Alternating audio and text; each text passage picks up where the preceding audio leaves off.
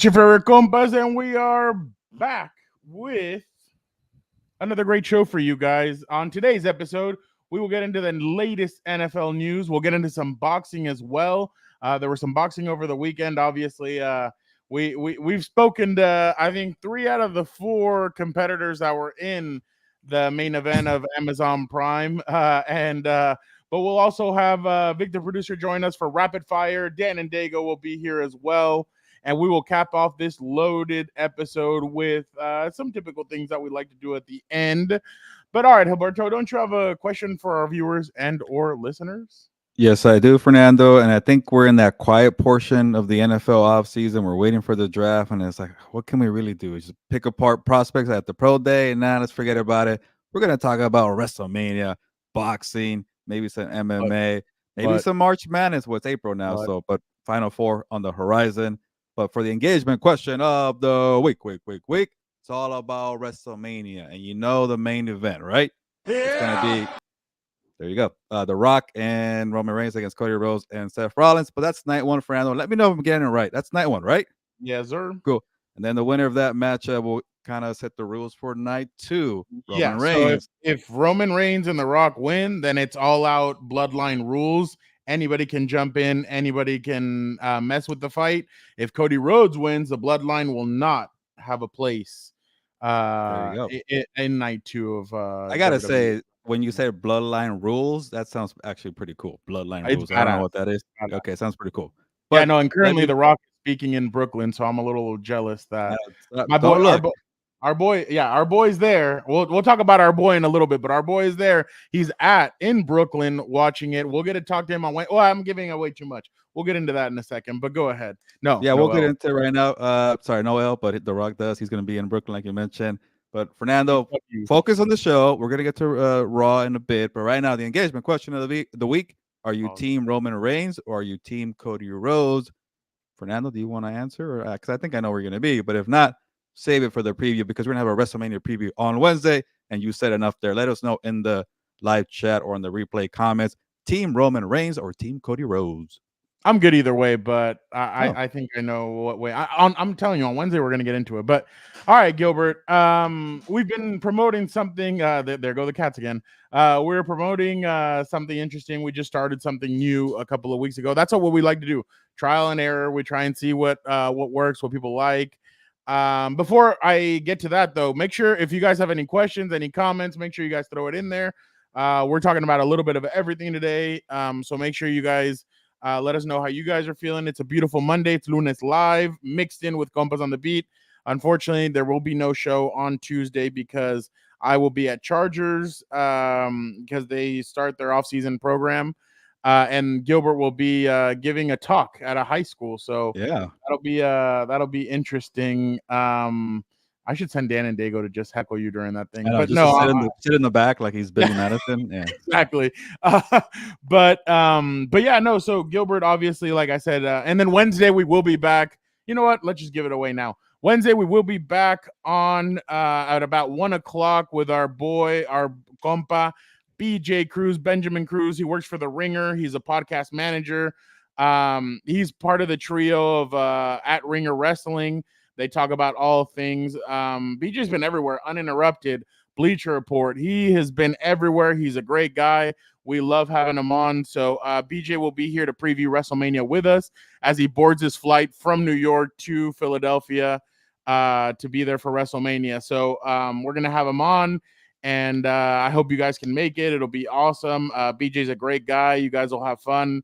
And Gilbert, he's excited to see us on Friday, so that'll be awesome. But yeah, Wednesday, 1 p.m. Make sure you guys don't miss it. Hit the notification button. But Gilbert, what happens on Thursday morning? Yeah, so Thursday mornings, if you've joined the Compas on the Beat newsletter, you've been getting emails about everything going on the network here. And yeah, we talk heavy NFL, but we talk about a little bit of everything, wrestling, MMA, boxing, what. And even some show recommendations for Avocado Roast. And the best part of the newsletter, by the way, is hot takes with Dan and Daygo. He just kind of says whatever he wants. This last week was he recommended a country music song. The week before that was chill out, Chargers fans. So he had a message for the Chargers fans. So and he kind of crapped on Jerry Jones last week as well.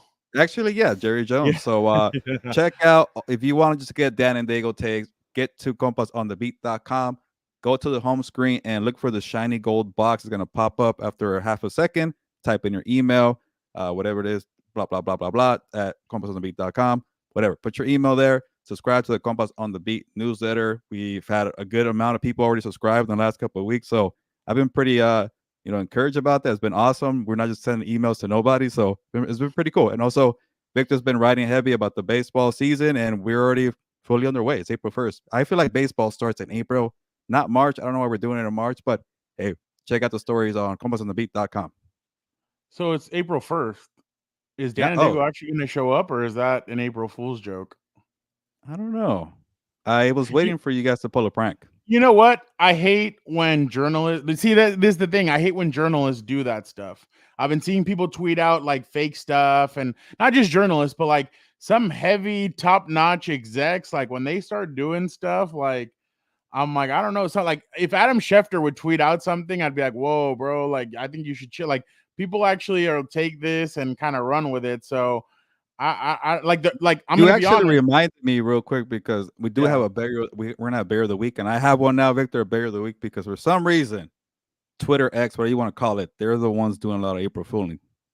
Bro, I was a little nervous, and by the way, I just wanted to start this off by I didn't meet him ever, but I mean, a member of the football community passed away, and Vontae Davis, cornerback. Don't know what happened, so I won't get into that. But at first, I was like, this better not be one of Oh, those oh yeah, things. yeah, yeah. Like, I'm Every like, year this is better something that be. you go too far. Yeah, and honestly, like I mean, again, see, the thing is, I just watched the interview of CM Punk with Ariel Helwani on the MMA Hour, and he talked about the night that he's like Chris Benoit passed, he killed his wife and his son, and then killed himself. Well, that night we didn't know any of those details, so we just went in and we started crying and we were talking on camera, and then come to find out a day or two later he had killed his family, and you're like, oh crap, like I said all these beautiful things about him, and it's like so that's why I kind of like you always kind of hesitate when it comes to that kind of stuff. But uh Yeah. but speaking of the biggest fool, by the way, this fool texted me, Hey.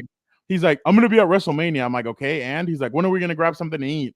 I'm like, well, we're only there for a bit, but maybe maybe in between Friday or Yeah. possibly Friday night. But speaking of the biggest fool, Joe Morley, we will be trying to hang out with you out there, obviously. Raider fan. Um, Sorry, that was my Raider best fans. Joe I was Morley. waiting. You know, I told him, I'm like, today I texted him, I'm like, bro, you need to have the biggest journalist out there. You should have him on your pod. You're the biggest Raiders beat reporter, like the best one. You need to have him on your pod. And he sent me a middle finger. Like, that's so rude. Oh, You oh, could be I know. inspired and you can get valuable information. I mean, I'm just saying, like, he knows what I'm talking about, but I'm sure you do too. But It's not Adam. It's not Adam Hill, right? Little and wink. nah, not Vic Tafer either. Not Paul Gutierrez. Yeah, I don't know. But yeah, that's Joe Morley's guy though. He told me, he's like, stop. He's like, this is my guy. I'm like, all right, I'll lay off. So, but yeah, Gilbert, it's been an interesting couple of days. I mean, last week I was at Well, hold opening on, day. Fernando. Can you play the music before we get? Are we getting the show started, or are we still part of the first portion? Because I need some music. And I need. Welcome to Compas on the Beat. I'm Fernando Ramirez. I cover the Chargers for the Sporting Tribune. With me, as always, my co-host, my tag team partner, Gilbert Montano, who covers the NFL for for Sports Illustrated. What's up, bro? Yeah, Joe I Morley. almost had a job change there. And Joe okay, Morley. okay, Joe.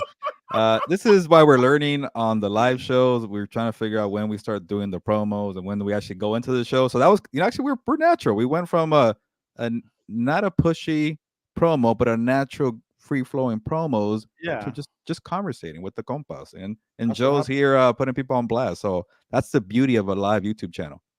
Yeah, exactly. And that's why we kind of wanted to do this too, especially because like we told you guys, like we've had Haley on and you guys have been able to ask her questions. Some of you guys are jackasses and try and be funny with it. Other people, like we've had oh my god, we've also had Jesus, no, it hasn't just been Haley.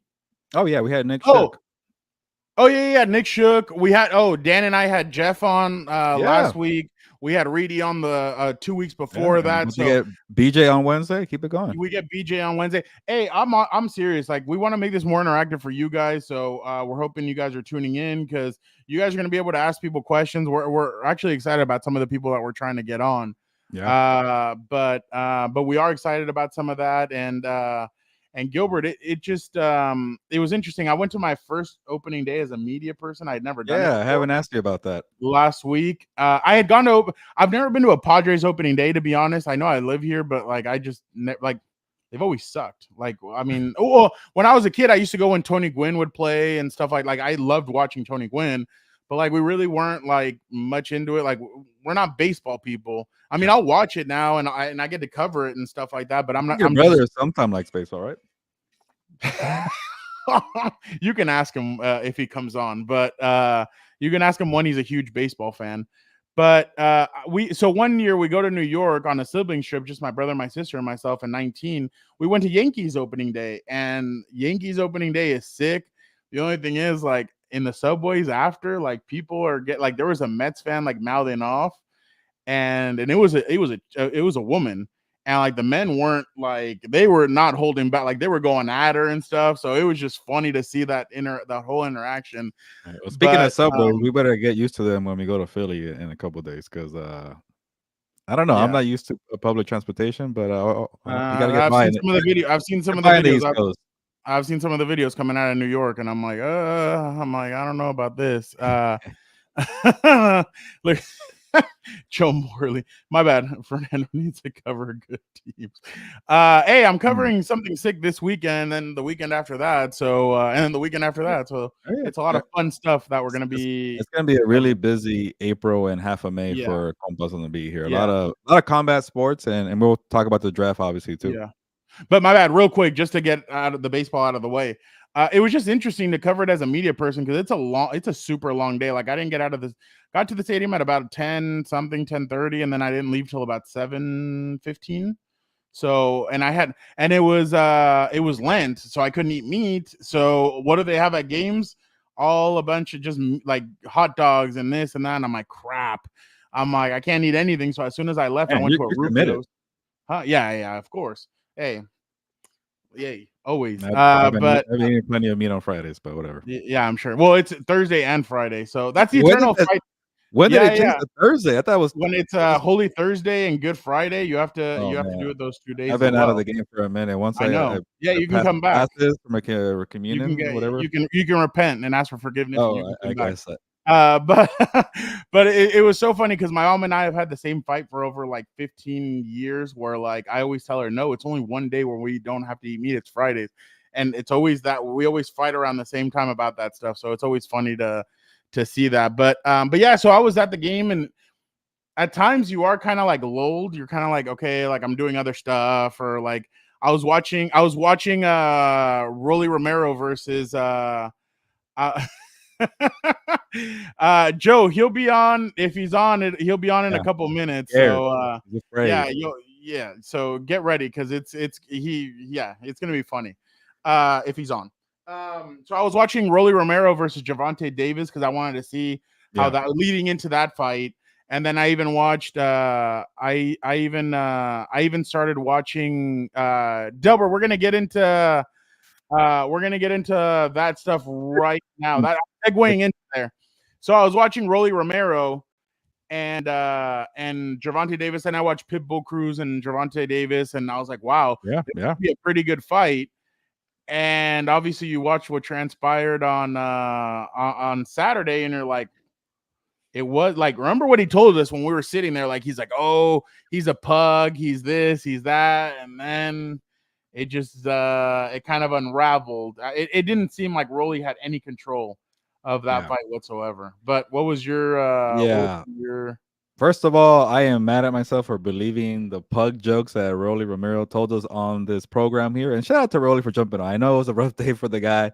He was awesome with us. Yeah, and we've been trying to get Pitbull Cruz on the show, and hopefully, one day soon. He's a champion now at junior welterweight or light or super lightweight. I hate how they have different names for the same division, whatever. Super lightweight and junior welterweight. He's a new champion. Shout out to him from Mexico. He had a great fight, but I was buying into the whole he's a pug. He looks kind of big. Maybe he looked a little big before the camp, because when I saw this guy, he was in shape. He was ripped. And when you're a pressure fighter like that, Fernando, you better be in top shape. So from the get-go, in the first round, Rolly was he's wobbly on some bad legs. So you knew it was going to be downhill very quick. So go ahead.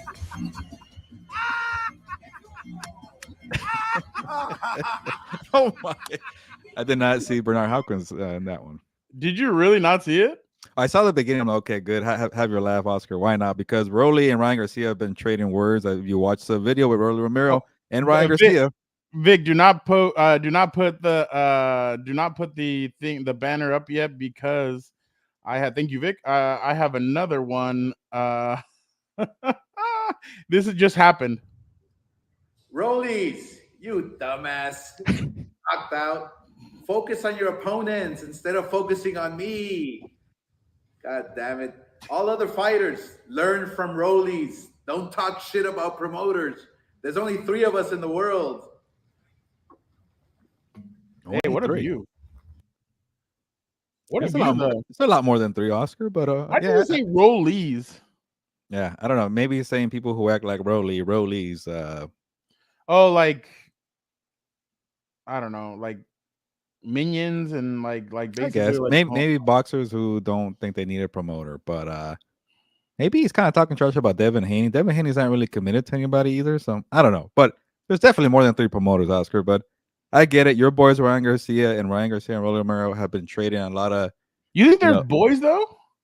What, Ryan and Ryan? Well, who's the one making the money? It's not Rolly, so I think you got to support at least Ryan Garcia. And by the way, this is a big difference between UFC and boxing. And Delbert mentioned the purser for Rolly Romero, almost $1 million for being the co-main event. Like most UFC fighters don't even get close to $1 million. So, hey, Rolly, like he mentioned, knew how to promote himself. So, let me read the comments. Sorry, I better do better with this. Delbert Salgado, go ahead.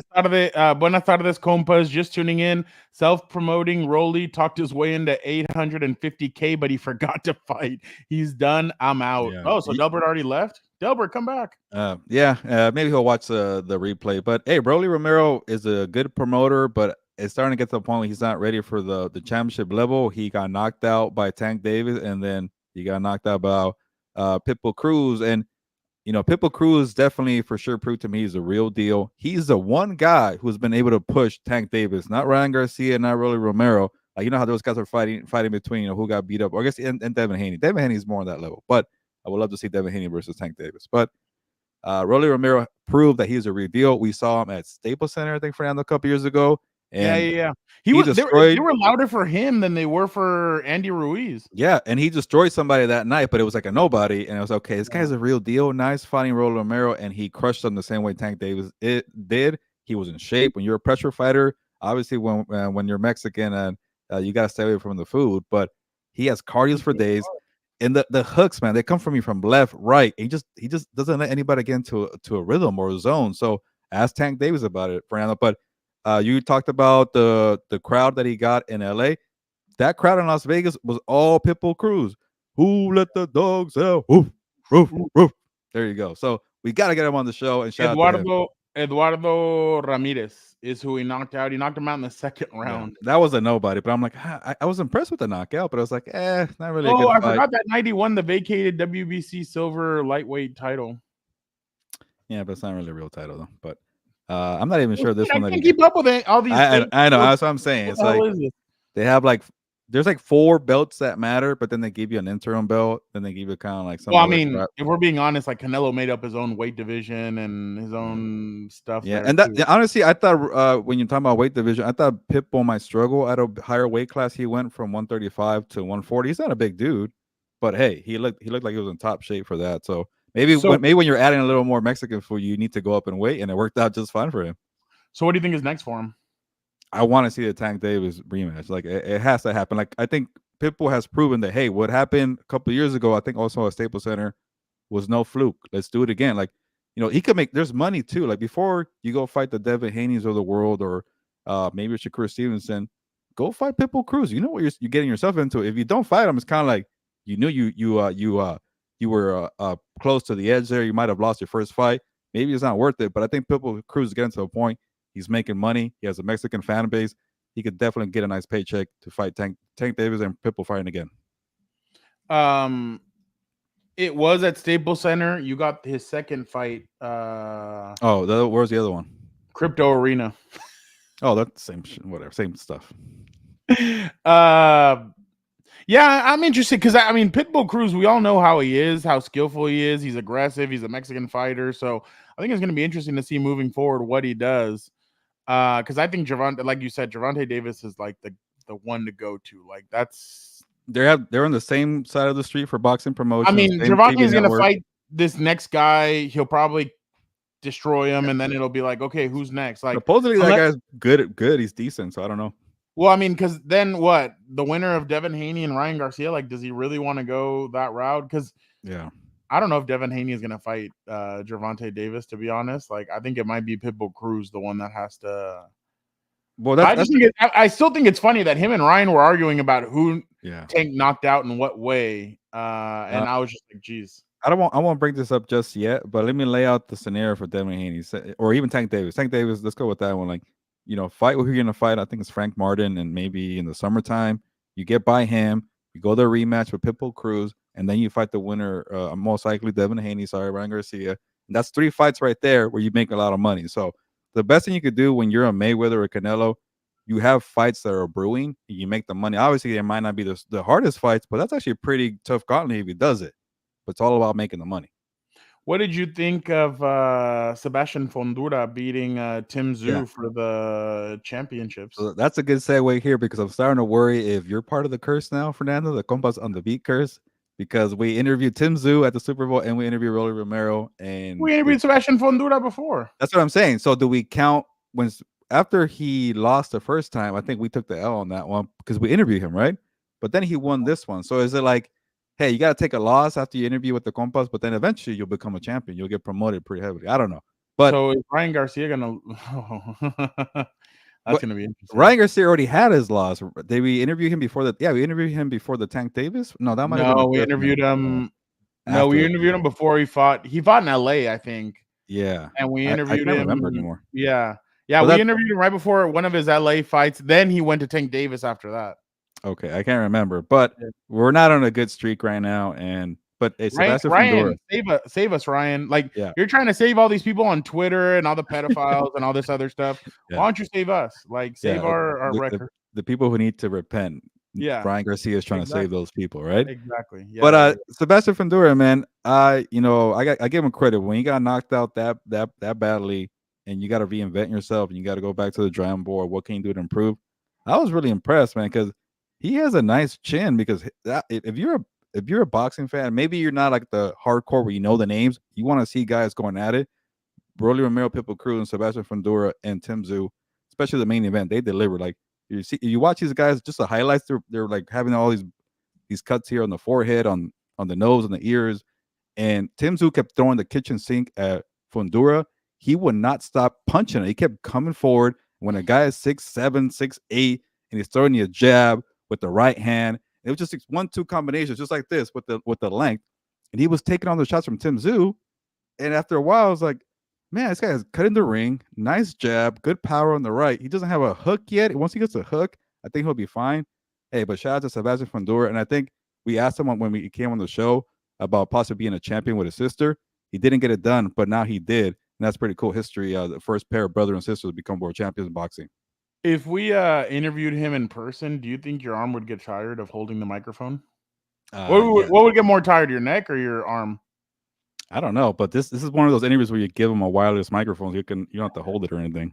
Yeah. So like I said, I didn't really watch the fight. Dan was the one watching it, and he told me that there was an accidental elbow that hit Tim Tszyu, and that's basically what opened him up. Sebastian just took advantage of it after that. Yeah, but I want to give also credit to Sebastian. He was getting him a combination, so he contributed to that cut there, and then also Sebastian had a lot of blood too. So I'm sure Tim Tszyu was very shocked about it, and you could tell that he won. Like the other controversy too, Fernando. I think Victor told me is on the weekend that Rolly Romero was up on a scorecard. I don't know why he was getting his ass whooped, but the Tim Tszyu and the Sebastian Fundora fight, that was a split decision, so it was a close fight overall, and it seemed Tim like Tszyu was up at one point. yeah. So I think it was just the pressure that Sebastian kept coming at him, and he won that fight. So he had to dig deep for that one. He had to go into deep waters with a guy who had a lot of hype. And to go on the Tim Tszyu, Fernando, we interviewed him at the Super Bowl, and I'm like, he has a lot of hype. I haven't seen him too much. He's coming from Australia. He wanted to fight Jermell Charlo. He wanted to fight Terrence Crawford. I asked him about a couple things, and Canelo too. What's name got on my ass about it? Are you hungry? Yeah, you see a big guy and you think I'm hungry. Check out I was asking him about treats from Australia. I thought that was pretty cool that I was cultured enough to know about some of the treats from Australia. Yeah, then you asked him about his dad. So it was again, go watch the interview. But I want to see Tim Tszyu back. Hopefully he doesn't get discouraged about this. But I like boxing when people are just are not afraid to take a loss here and there and then just come back and do it. And Sebastian Fundora is one of those guys. But I enjoyed Mayweather screwed a lot of stuff up. Yeah, and Mayweather made everybody think you have to go undefeated. No, you don't. Look at Julio Cesar Chavez. He took what, 7 or 8? Yeah, and I know he went on a lengthy streak. Or even the guy we just showed, Bernard Hopkins, lost early in his career to Roy Jones Jr. and he came back and had a nice career. So it happens. But if you're not like a Tank Davis or a Canelo, where you're picking your fighter to maximize the purse, don't be afraid. Make some money, build the brand, and then come back like Fundora did.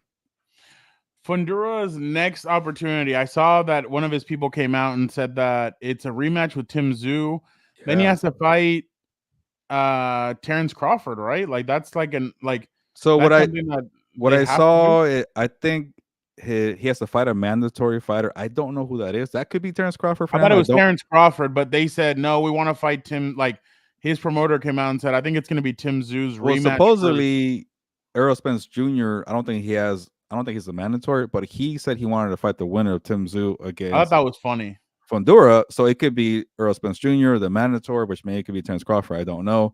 And then maybe the rematch with Tim Tszyu. But I saw Dan Rafael tweeted that he got a statement from his promoter saying, "Hey, it was a last-minute decision to fight Tim Tszyu. Remember, because Keith Thurman pulled out." Yeah. By the way, I did tell you, I got one thing where I did tell you this fight's gonna be tougher than Keith Thurman because Keith Thurman is older. Yep. He's been away from the game. Sebastian is young and he's awkward. One time since 2019. Yeah, so that one time Keith Thurman, me too. One time I was right. I said it's gonna be a tougher fight, so I'm gonna take my W because I take a lot of L's.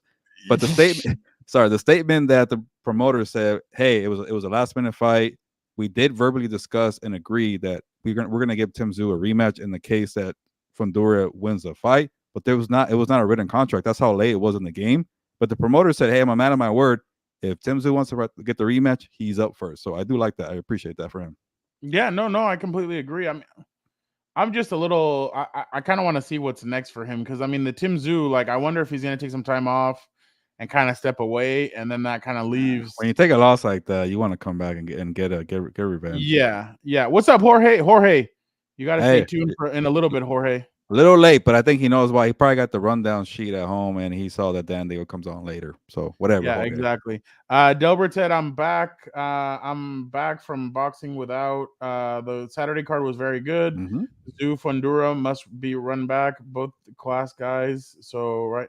I was gonna ask you about that. What did you think about them after, like, kind of like hugging and standing there with the." I'm cool with it. That was a slugfest, man. Sometimes you're like rebels, but then you go into a war. You're like, okay, I respect the crap out of you. And what can you do, man? You gotta appreciate your opponent sometimes. Dan will be here in about 25 minutes, probably. So give us about 25. First, it's Vic. If we talk too slowly, then he'll take a while. But the faster we go, he'll come on sooner. Exactly. And Fernando, and I'll say this about what you're saying about being a good sportsmanship. If it's like, I never said that. I don't know if it's like baseball or like it's okay. You could be rivals, but when you beat the crap out of each other, it's okay to have some respect, Well, I think what people hate is when like people like are talking crap going into a fight, and then after they're like hugging and kissing after the fight. Like Victor Ortiz and Floyd Mayweather, they like were talking a lot of crap before that. Then he's over there hugging him and grabbing at him and trying to like. And I think that's fine. There are exceptions. If you talk a lot of crap and then you get your ass whooped, then we don't need to shake hands. But I don't think these guys are talking. There you go. See, we can agree on that because like I think there are times where you're kind of like, like I don't know about all that, and then obviously you see. Or remember when Lamar Jackson was praising the crap out of Patrick Mahomes? I did not like that at all before. I thought that was really weird, especially because what do you want me to say? Like, there's a lot of stuff where it's like, like you need to kind of chill out. If not, like people are not going to be drawn, and that's why like it was authentic when Conor McGregor used to do it. Because like you remember, like Conor would do it and he wouldn't like he would say what's up, this, that, but it wasn't as much as what some of these guys do. And then you get situations where people don't want to buy the next fight because they know, oh, these guys are friends or this or that. Like they're just gonna like each other after. No, people want the violence, people want the aggressiveness between them. So yeah, I guess I kind of get it, but at the same time, like you also have to be careful because if not, people are just not going to buy it and they're going to be like, oh, this fool's just going to talk all this crap. And then he's going to be like, oh, hey, like, I love you. Let's be friends, stuff like that. So it's just kind of a fine line, if you know what I mean, when it comes to that. But yeah, I mean, I don't know. Fernando, I know you promoted BJ jumping on the show on Wednesday, so we're going to have a full WrestleMania preview, but you want to share some quick thoughts before you watch Raw? Well, I mean, I'm just interested to see what's going to happen between Roman Reigns. Well, so, okay, you know what? We're going to talk about that on Wednesday. I want to talk about something else, which is Rhea Ripley and Becky Lynch, man. I'll tell you one thing, like that's gotten really heated, and Rhea went on Ariel Helwani's show. No, well, sorry. Last week, Rhea and Becky got into it, and Rhea told her, when you sit at home one day, your daughter's going to turn to you and she's going to see me on TV. And then she's going to be like, that's my mommy. And that's when Becky kind of see, the thing is that they're either great actresses or like it really was real. Cause even Dan and I kind of looked at each other and Dan doesn't BS. He's like, dude, I think that might have been real. Like, I don't think she was expecting that. And then, but I mean, they could be selling as well. So they're great at selling. But then she goes on Helwani's show, and then she says, Becky says, "Oh, I don't have to show my ass out there." Like she shows her ass. Like I thought women were at the point now where we didn't have to show our asses. We could wrestle and then just put on a good show. Then Rhea was on today, and she goes, "No, like I don't need to." What I'm saying is, I could be in the gym, I could take a picture, and all the freaks and weirdos will come out and they'll give me attention. She's like, "But I want the real Becky Lynch. I want the man. I don't want the mom. I don't want the book promoter. I don't want the wife. I want the man. I want the person that when Nia Jax broke her face, she stood up there, went like this with her face bleeding and saying, I'm the top dog." So I thought that was pretty. And then Becky Lynch actually FaceTimes Helwani, and then, well, again, I think this was scripted, but she hits up Helwani and goes, "Ariel, I'm here. I want to talk to Rhea." So she comes into this, she barges into the studio, starts shoving with Rhea. They get into it, and it was funny to see, but at the same time, you could tell that was a little bit more scripted because there was two producers holding back Becky, and Rhea was just standing there kind of egging her on. So I was like, okay. But I'm interested for that fight because, I mean, the main event is the main event, but I'm excited about the storytelling between Rhea and Becky because Rhea has now fought Charlotte twice at WrestleMania, one as an NXT superstar and one to get the championship. And I think the ascension of Rhea has been interesting because she's completely different. She's more of the mold of Lita and AJ Lee and some of these people that are completely different. She's not the typical, like, I don't know, like the typical deep, like WWE wrestler that you think about or whatever. So she's completely different. She speaks differently. Obviously, she's the leader of a faction. I mean, when you think of leaders of a faction, I mean, if we're being honest, you think of a male. And no, with Rhea, it's like she's the one leading the Judgment Day. She's the leader. She makes everything move. And I think Rhea's done a great job of propping herself up ever since she joined the Judgment Day to really take that thing over. And I'm just interested to see the way this match goes and the way they kind of tell their story. Because I think both of them, Becky's obviously fantastic. We've seen in the past. Funny enough, I was talking about that jackass last week. She, you know who I'm talking about. Oh yeah, I can't cut I won't say the name because then you can't cut a promo. Supposedly, Becky was supposed to tap her out at WrestleMania, but that she was crying, saying, "I ain't gonna tap out. I'm not gonna tap. I don't tap out." You do, you do, but I guess. But I thought that was lame. So that's why Becky had to pin her, and then she even like the one getting pinned, she botched it as well. So yeah, but yeah, I'm interested for this storyline. I'm interested to see where this is going. But again, I could have used this time to talk about the other stuff, but I want to talk about that match. I think that match is going to be very good. And we all saw last year. I thought as well last year that Charlotte and Rhea should have main evented WrestleMania night 1. I thought that would have been incredible, especially because they blew the roof off. But just the way Rhea has connected with the WWE universe is incredible. I think she's great. I think she's great for the sport. And again, she's only like 26 years old. So she's going to be here for a while. So I think it's going to be fantastic, to be honest. Yeah, we were there last year at SoFi Stadium when Charlotte and Rhea Ripley tore the house down. So I think we were debating about should that have been the main event, and I think I was on board with that. But just to add my 2 cents here, Fernando, I think you covered it pretty well. I was going to ask you because I'm like, this kind of heater that Rhea Ripley has been on is like it kind of compares to what the man did a few years ago, and maybe it's not to the same extent. I think the man had a better one, but you could maybe tell me about that. But I felt like Becky Lynch hasn't been the same since everything you just mentioned. And I'm like, okay, I'm not the only one thinking that. I don't want to say, hey, you can't get married, you can't have kids. But when life came in and she had to stop her career, like she hasn't really picked up where she left off. And I'm like, it doesn't really move the needle for me, Becky Lynch. And then now this rivalry here, I think WWE was doing a great job to kind of get her back where she was a couple years ago, and then kind of going off the heater that Rhea Ripley has right now. But that what she had as a man a few years back, I definitely did not forget that. I'm interested to see what happens next with Becky because her contract runs out in 2 months. And I was telling Daniel the other day, unless Seth and her want to homeschool their daughter, and I know I'm talking about their daughter, but like this is the interesting part. Unless they want to homeschool their daughter, one of them is going to have to take a back seat in a sense and kind of be at home while the other one's going on tour. And I'm interested to see what happens with Becky pretty soon because her contract's up. Does she decide that she's going to be a real part-timer where she comes in here and there, but she's at home with Rue, or I don't know what she's going to do, but she was on Helwani's show and she said she hasn't re-signed her contract. And she's like, nobody's asked me about it. And it's interesting, but it's not like in the NFL where we know where contracts are coming up. Like sometimes you kind of have to pick at the wrestlers to kind of know when their contract is up. Because they say multi-year. Well, multi-year could be 2, it could be 3, it could be 2.5. Like contracts there are different. But so knew until she was asked about it in Helwani's show. Yeah. Well, somebody else asked her about it. Then Helwani kind of doubled down and asked her more about it. So that's the thing. We don't know if Becky's gonna re-sign or not. So I'm interested to see kind of where this all goes because I think she ends up I don't think she goes to AEW. I think she's one of the cornerstones of WWE. I think she's really taken it. Like there's been different eras, and I think she is one of the 4 horsewomen of this era.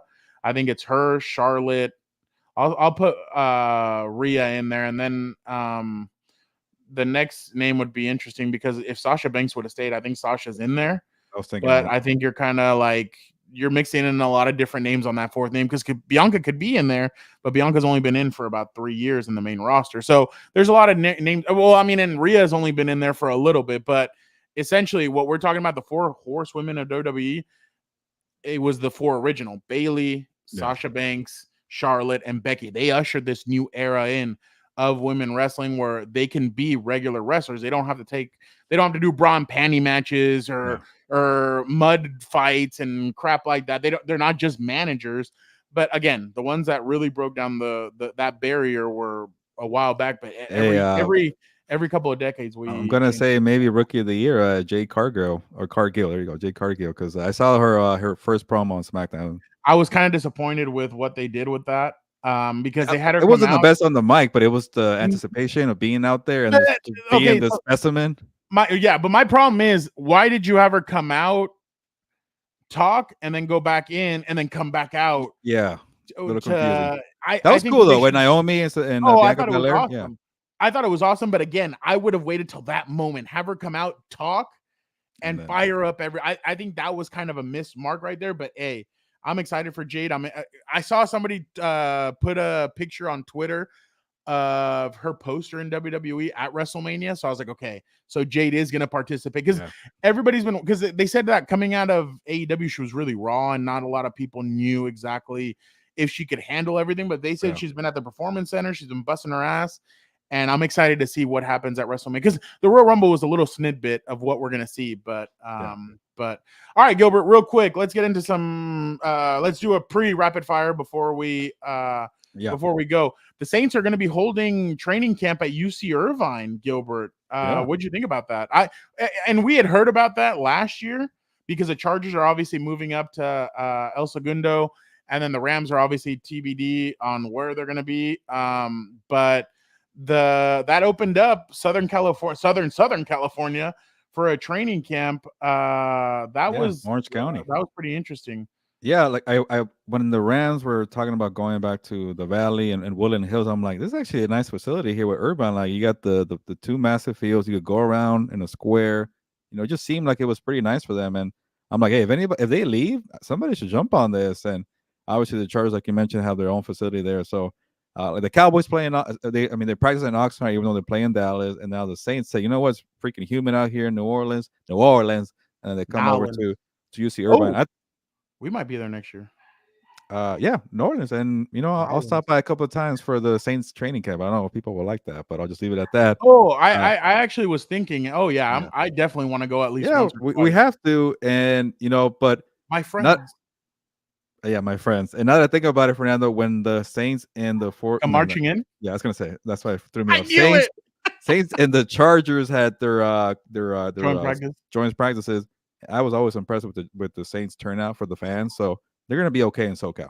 They teased that a little bit a couple of years ago with Drew Brees being there, then last year, and they're like, you know what?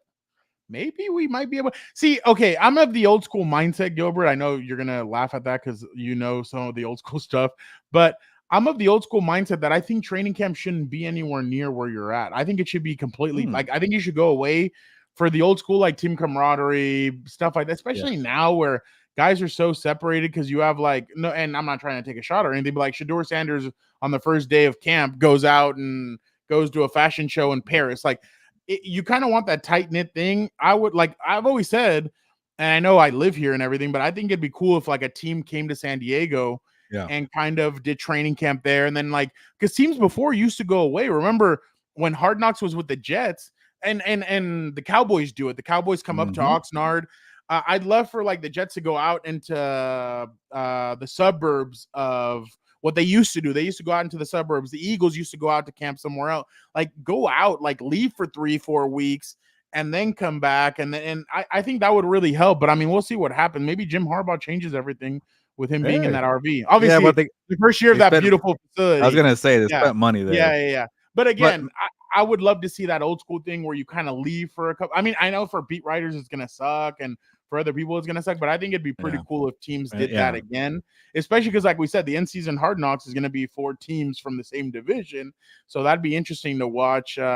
Maybe a Hard Knocks division for the training camp if they do decide to go away and fans aren't as that'd be a cool road trip. Like if you're a Seattle Seahawks fan and they're practicing in Oregon, that'd be a cool little, or in Montana or stuff like that. I don't know. I'm just spitballing. It's a good way to build the brand for the franchise too. Obviously, the Cowboys are on a different level, but I like their schedule. I think they're Oxnard for 2 weeks. I remember last year for my training camp tour, I'm like, I got to get them early because they leave in early August or maybe after their first preseason game. So they're there for 2 weeks. All the SoCal fans who root for the Cowboys get to cheer them on. And I don't know when they go back to Dallas, they go back to the indoors because they have a nice after the second preseason game. But I don't know when they go back to Dallas for the Jerry World. Is that open to fans there? Because they're indoors. I think it's only open to people. That's the crappy part. Like if you're gonna do that, get 2 weeks on the road and build, like you said, chemistry, camaraderie, and then build the brand and have other fans from different states cheer your team. But I feel bad for the local fans, so have another 2 weeks open for the local fans too. And see, that's the thing. I think the Rams are doing a great job building internationally. You've seen everywhere that they're building. They're in Asia. They're in Europe. They're in South America. They're all over. There's other teams. The Cowboys do a great job. There's teams that do a really good job of trying to extend their brand. Mexico, I would say, is probably Steelers, Cowboys, 49ers, those, and the Raiders. Those are the big 4 in Mexico. And I only know that because we've been down there and obviously we've seen it. But I think it's a chance and an opportunity for new fans to find out about new teams going there. So interesting to say the least. Did Drake May, Jaden Daniels, or Michael Penix's I hate pro days, but did the pro day do anything for you? Not really, but I'm actually very interested to see what the Commanders do because I think obviously we know Caleb Williams is going to be the number one quarterback. Who's number two, Fernando? I honestly don't know. But from all the smoke screens and the reporting out there, they love Jaden Daniels. They love Drake May. They might trade out. The Cardinals might trade out. People love JJ McCarthy. It's like after Caleb Williams, man, there could be a lot of chaos, Fernando. And obviously, we have a feeling that's going to be like 3 or 4 quarterbacks in the top 5. I just don't know the order right now. People are pumping up JJ McCarthy, that being Jim Harbaugh too, one of them being the best quarterback prospect in the draft. But what happens at number 2? And I think You're these not pro paying days, attention, are you? he's going to be the first quarterback You don't like taken. paying attention. You don't pay attention to anything or anybody. He is going to be so committed to taking care of himself that you're going to have to worry about size or he doesn't weigh enough. Lamar's done a pretty good job with his size. I think Mahomes, I wouldn't consider him a giant because he's going to get the ball out to the playmakers and make plays for Washington. Did you hear the ending? It's going to make plays. For Washington, he said. Oh, he said Washington? He said Washington at the very end. I thought it was naming players. He went from Mahomes no, to he Lamar. did, but at the very end, he said for Washington. Oh, okay. I missed That was pretty funny.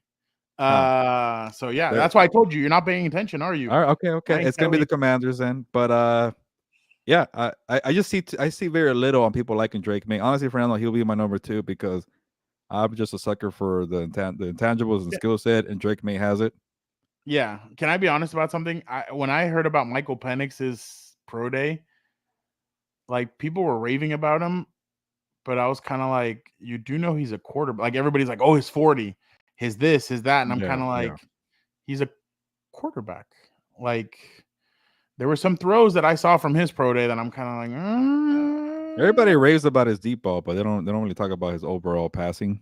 Yeah, but I don't know. I don't like to. There's only one person that can judge, or one thing that can judge. I ain't that person, or spiritual being, or whatever.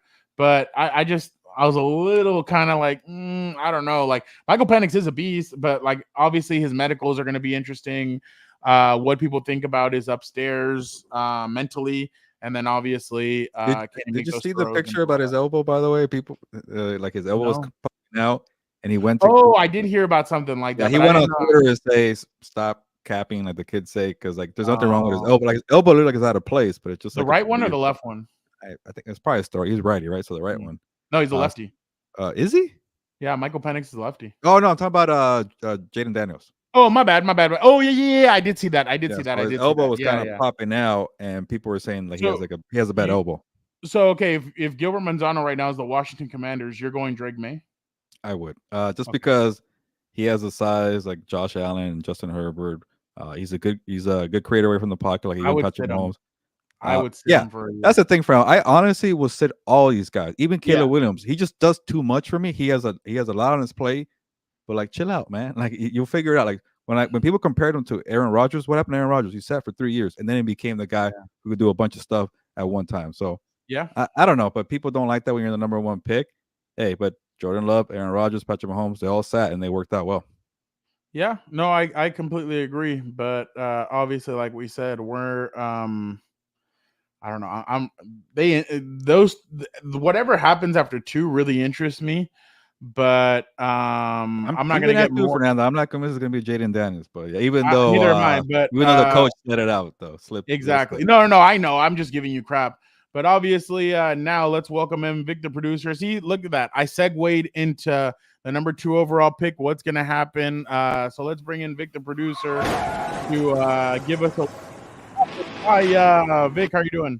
I'm doing well, guys. Glad to be on here. But yeah, like let's get right into it. I mean, you guys got into some rapid fire stuff there, so let me go ahead and set you guys up here. So you won last week.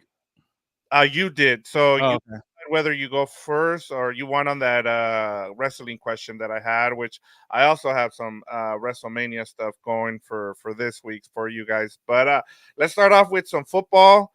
First of all, Fernando, are you going first, or are you gonna let Gilbert go first here? I will. I'll go first. All right, here we go.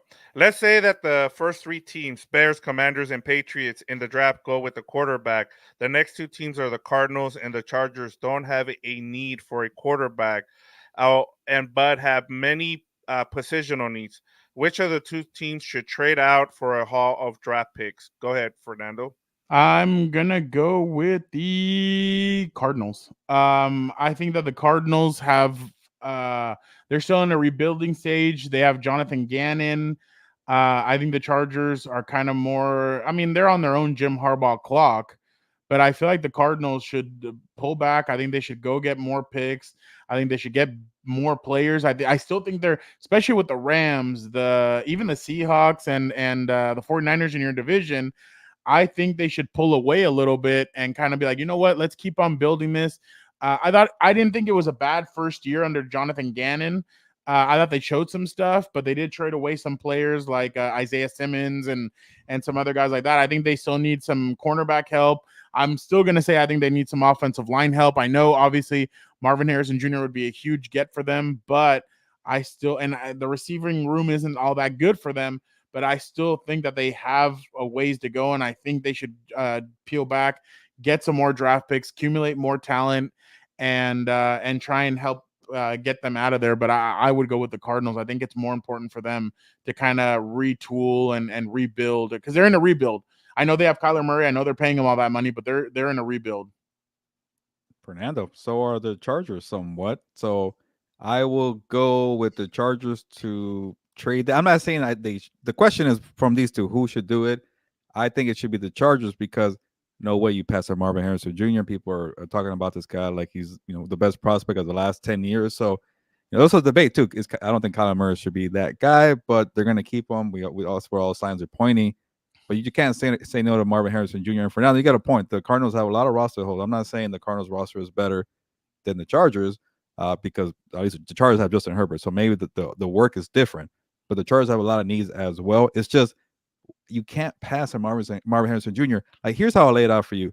The second that the Cardinals trade down and somebody takes a fourth quarterback in the draft, no hesitation, right? Jim Harbaugh's going to take Marvin Harrison Jr. because he's that guy. So you're going to pass up on that guy if you're the Cardinals.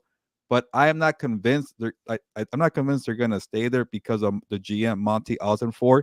He came from the Patriots background. You know what the Patriots like to do? They like to trade down. So you're probably going to be right, Fernando. It might be the Cardinals, but you cannot pass on Marvin Harrison Jr. So that's why I'm going with the Chargers to trade down instead of the Cardinals. Jim Harbaugh's an octopus, bro. He has, hey, let me get J.J. McCarthy paid and drafted high, but also let me try and get Marvin Harrison Jr., who kicked my ass for 2 years. Even though we beat them, he still kicked my ass for 2 years.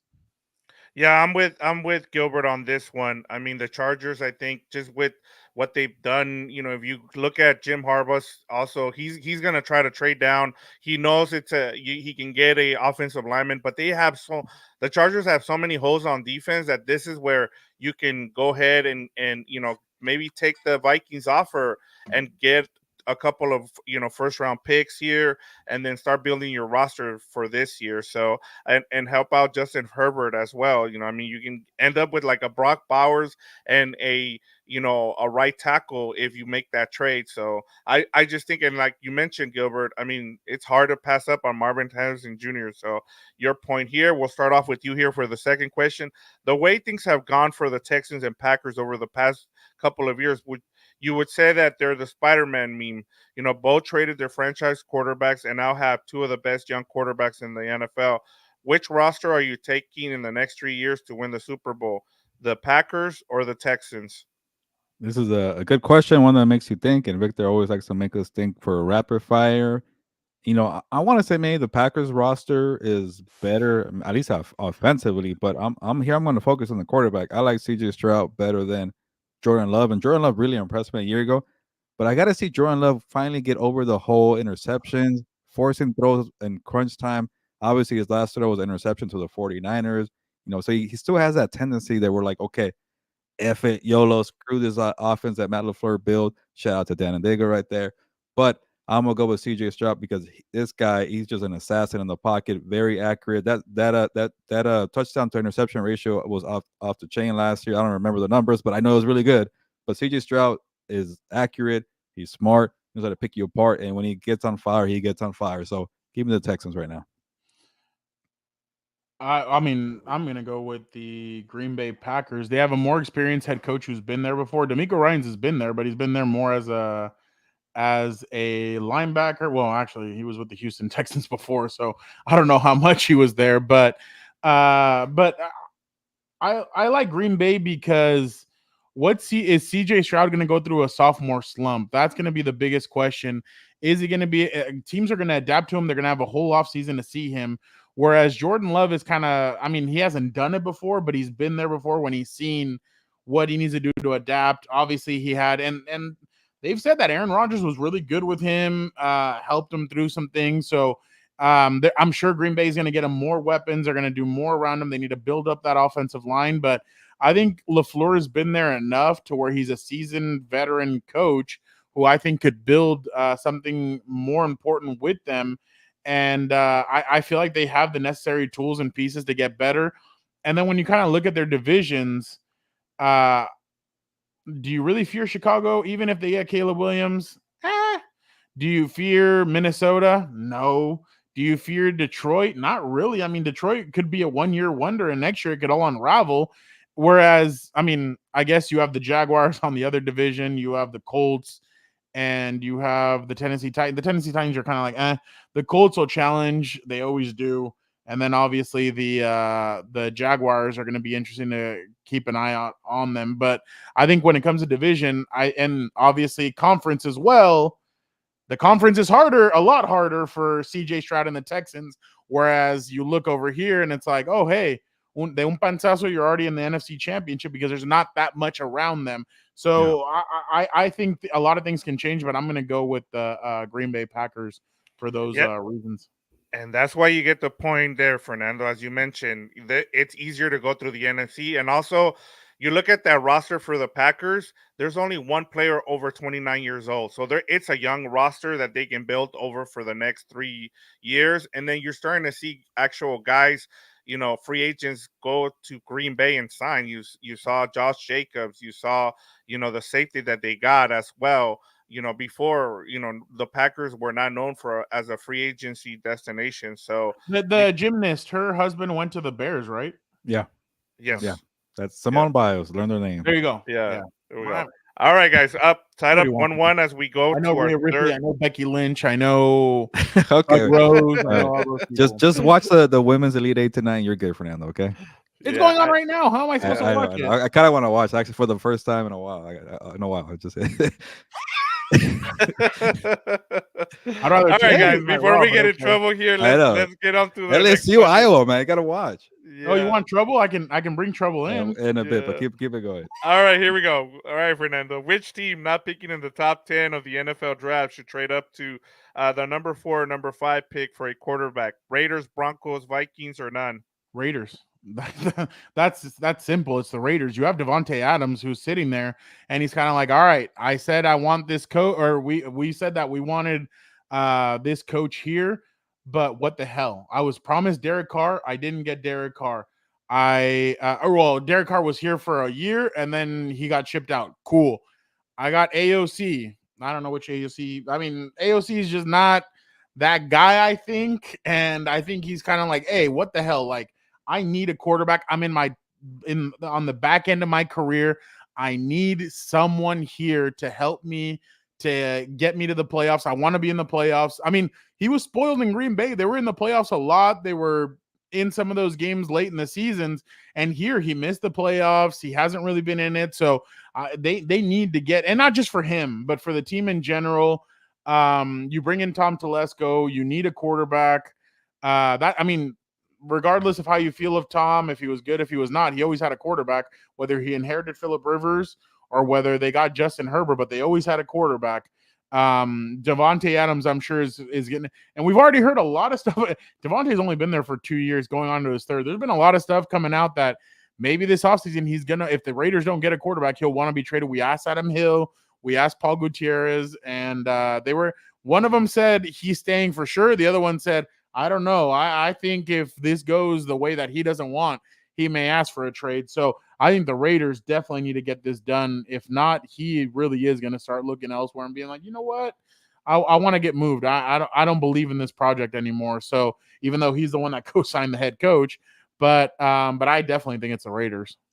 So one more time, is it which team will or which team No, should? which team not picking should jump Should. up to quarterback. All right, that's Should trade up, yes. Okay, I got to clarify because they can't do it. But should is the Denver Broncos. You have Jarrett Stidham as your quarterback number 1 right now. Who?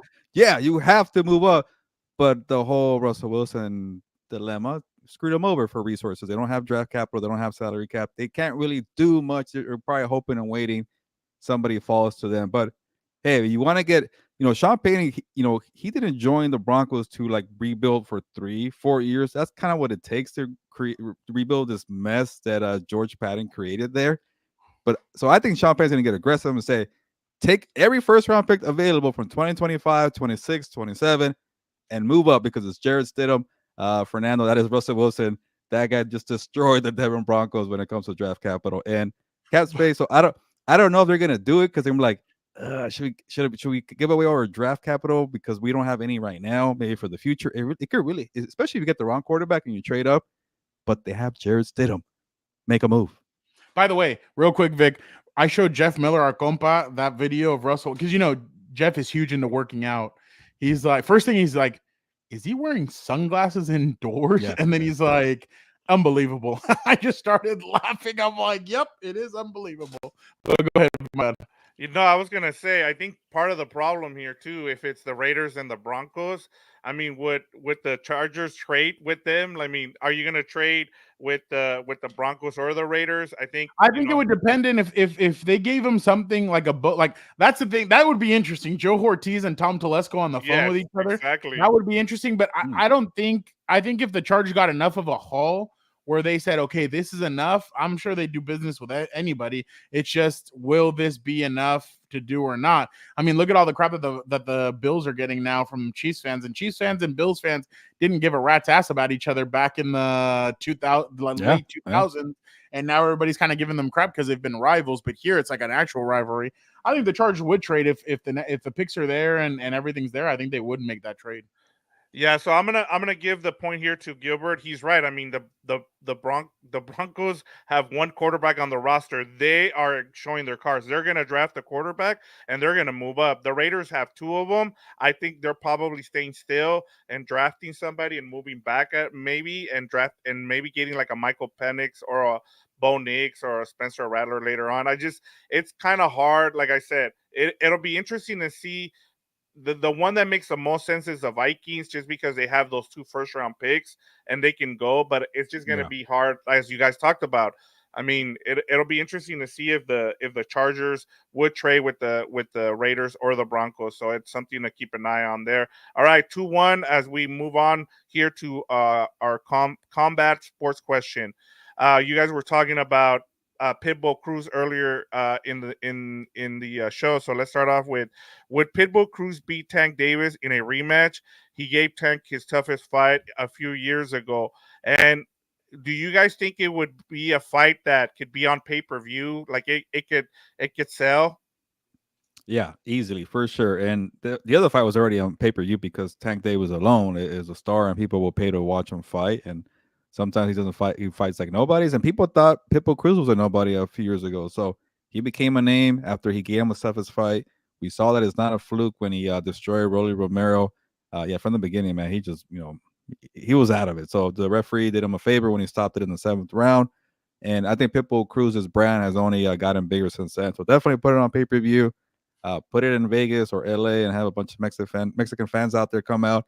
And I think Tank Davis would embrace it because who his mentor is? It's Floyd Mayweather Jr. And when he fought Oscar De La Hoya, it's a sombrero on. So maybe something like that, kind of a throwback. So I definitely want to see the fight, make it happen, and be a fight that maybe he could do later this year in 2024. But I think Tank Davis has somebody else to fight in the summer first. I think it is a pay-per-view fight. My biggest thing though when it comes to this is gonna be if I think usually the loser finds out more about their style. I mean, this is just in sports, but I don't know if it's the same in combat sports. But I think when you lose, you can go back, watch the film, and say, okay, this is where I messed up. This is what, and the winner is kind of like, well, I already beat that guy. Like, yeah, I'll do my homework, but at the same time, I mean, I already beat them. I know what I need to do to continue and just do the same thing. Sometimes when losers lose, they're going to change their style up. They're going to try something different and mix it in with some of the stuff that they've already that was successful for them. So I actually do think Pitbull Cruz has a chance to beat him. It's just going to be about what are those changes that he needs to make. Does he have to improve his defense? What does he have to do with his offense? I mean, those are going to be the questions he's going to have to ask himself. Whereas Gervonta Davis is kind of one of these guys, I feel like, that's like, oh, well, my style hasn't failed me yet. I'm just going to keep on going with it. So, yeah, I definitely think he can beat him. It's just going to be an interesting to see what changes Pitbull Cruz decides to make for that next fight.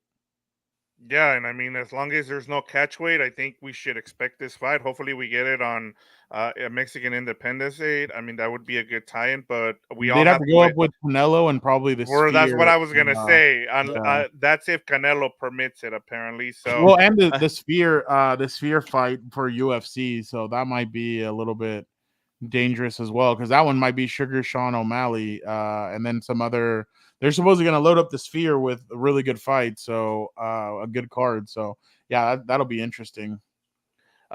because you guys both went with the same guy, I'm gonna give you guys the point there. So let's get to the last one. See if any of you guys. I'll give Gilbert the win here, but I want to give you here the floor for this You one, knew you Fernando. couldn't do this shit. Yeah. On this Yes. next one, so Yeah. that's why. All right. okay. Let's say WWE gave you guys control of a match at WrestleMania. How would each one of you guys script the match? So go ahead, Fernando. I'll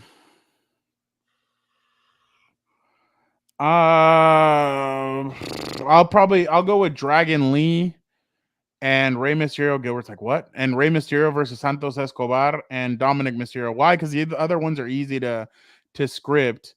I think that match, I think if they can get Bad Bunny to come back and maybe do a little something, I think that'd be great, especially because this is an LWO kind of fight. This is Latinos on there. It's all Latinos.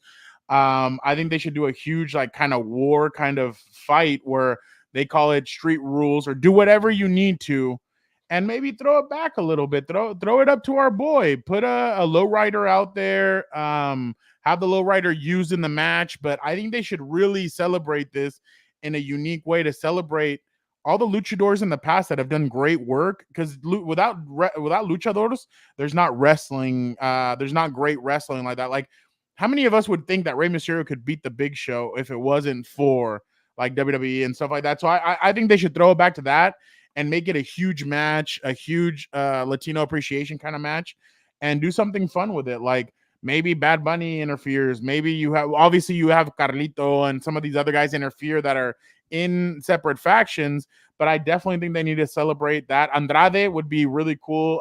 We obviously know he's Charlotte Flair's husband. It'd be cool if he did an appearance or something in this match. But I think this should be more of a Latino appreciation kind of throwback. I think that's the way they should do it, and I think that'd be a fun way to do this. But do stuff that Latinos are known for. Have somebody cheat, lie, and steal. Have somebody do some other stuff to throw it back to like Mil Máscaras or Rey Mysterio Sr. Stuff like that. Like just do fun stuff that'll really throw it back to some of the old school that you've seen in WWE. I think that'd be a really cool thing to do when it comes to this. But yeah, pay some respects to the old luchadores and Latino wrestlers that have come before you. I think that'd be really cool to see something like that. All right, Fernando, you were trying to criticize my knowledge of wrestling. That is pretty good. I don't know if I could top it, but I already won the show, so who cares? But me as I guess a writer or producer for WrestleMania, I will have Becky Lynch and Rhea Ripley. Don't say it's an easy one. Hell in a Cell for sure. You know, some kind of hardcore rules match where anything goes. But a little twist there. Just add in Seth Rollins in the corner for Becky Lynch. Bring in Dominic Mysterio on the corner after your fight that you just created for Rhea Ripley. So Hell in a Cell, these are two of the biggest stars in women's wrestling. Anything goes, and it could be a street fight. Bring out the trash cans, bring out the ladders. I don't care. It's Hell in a Cell, but have Seth Rollins and Dominic Mysterio involved somehow, and maybe they have a little skirmish themselves. How about that? Hey, I like the creativity, man. I was kind of surprised there. So, but congratulations, Gilbert. You take this one today. Great job answering the questions to both of you guys. But this was awesome. This was a really good rapid fire. Are you gonna say anything, Gilbert? Well, you're the one that won. Oh, I forget that we have time here.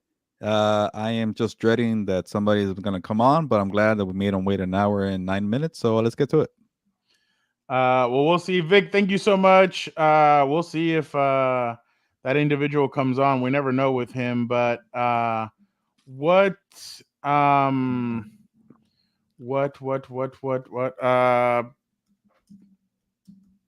right, let's see. Is Dan and Daygo here? Let's try it out. Let's see if it actually happens.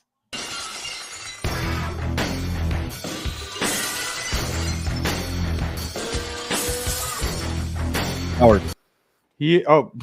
Whoops. There he is. There's Dan and Daygo.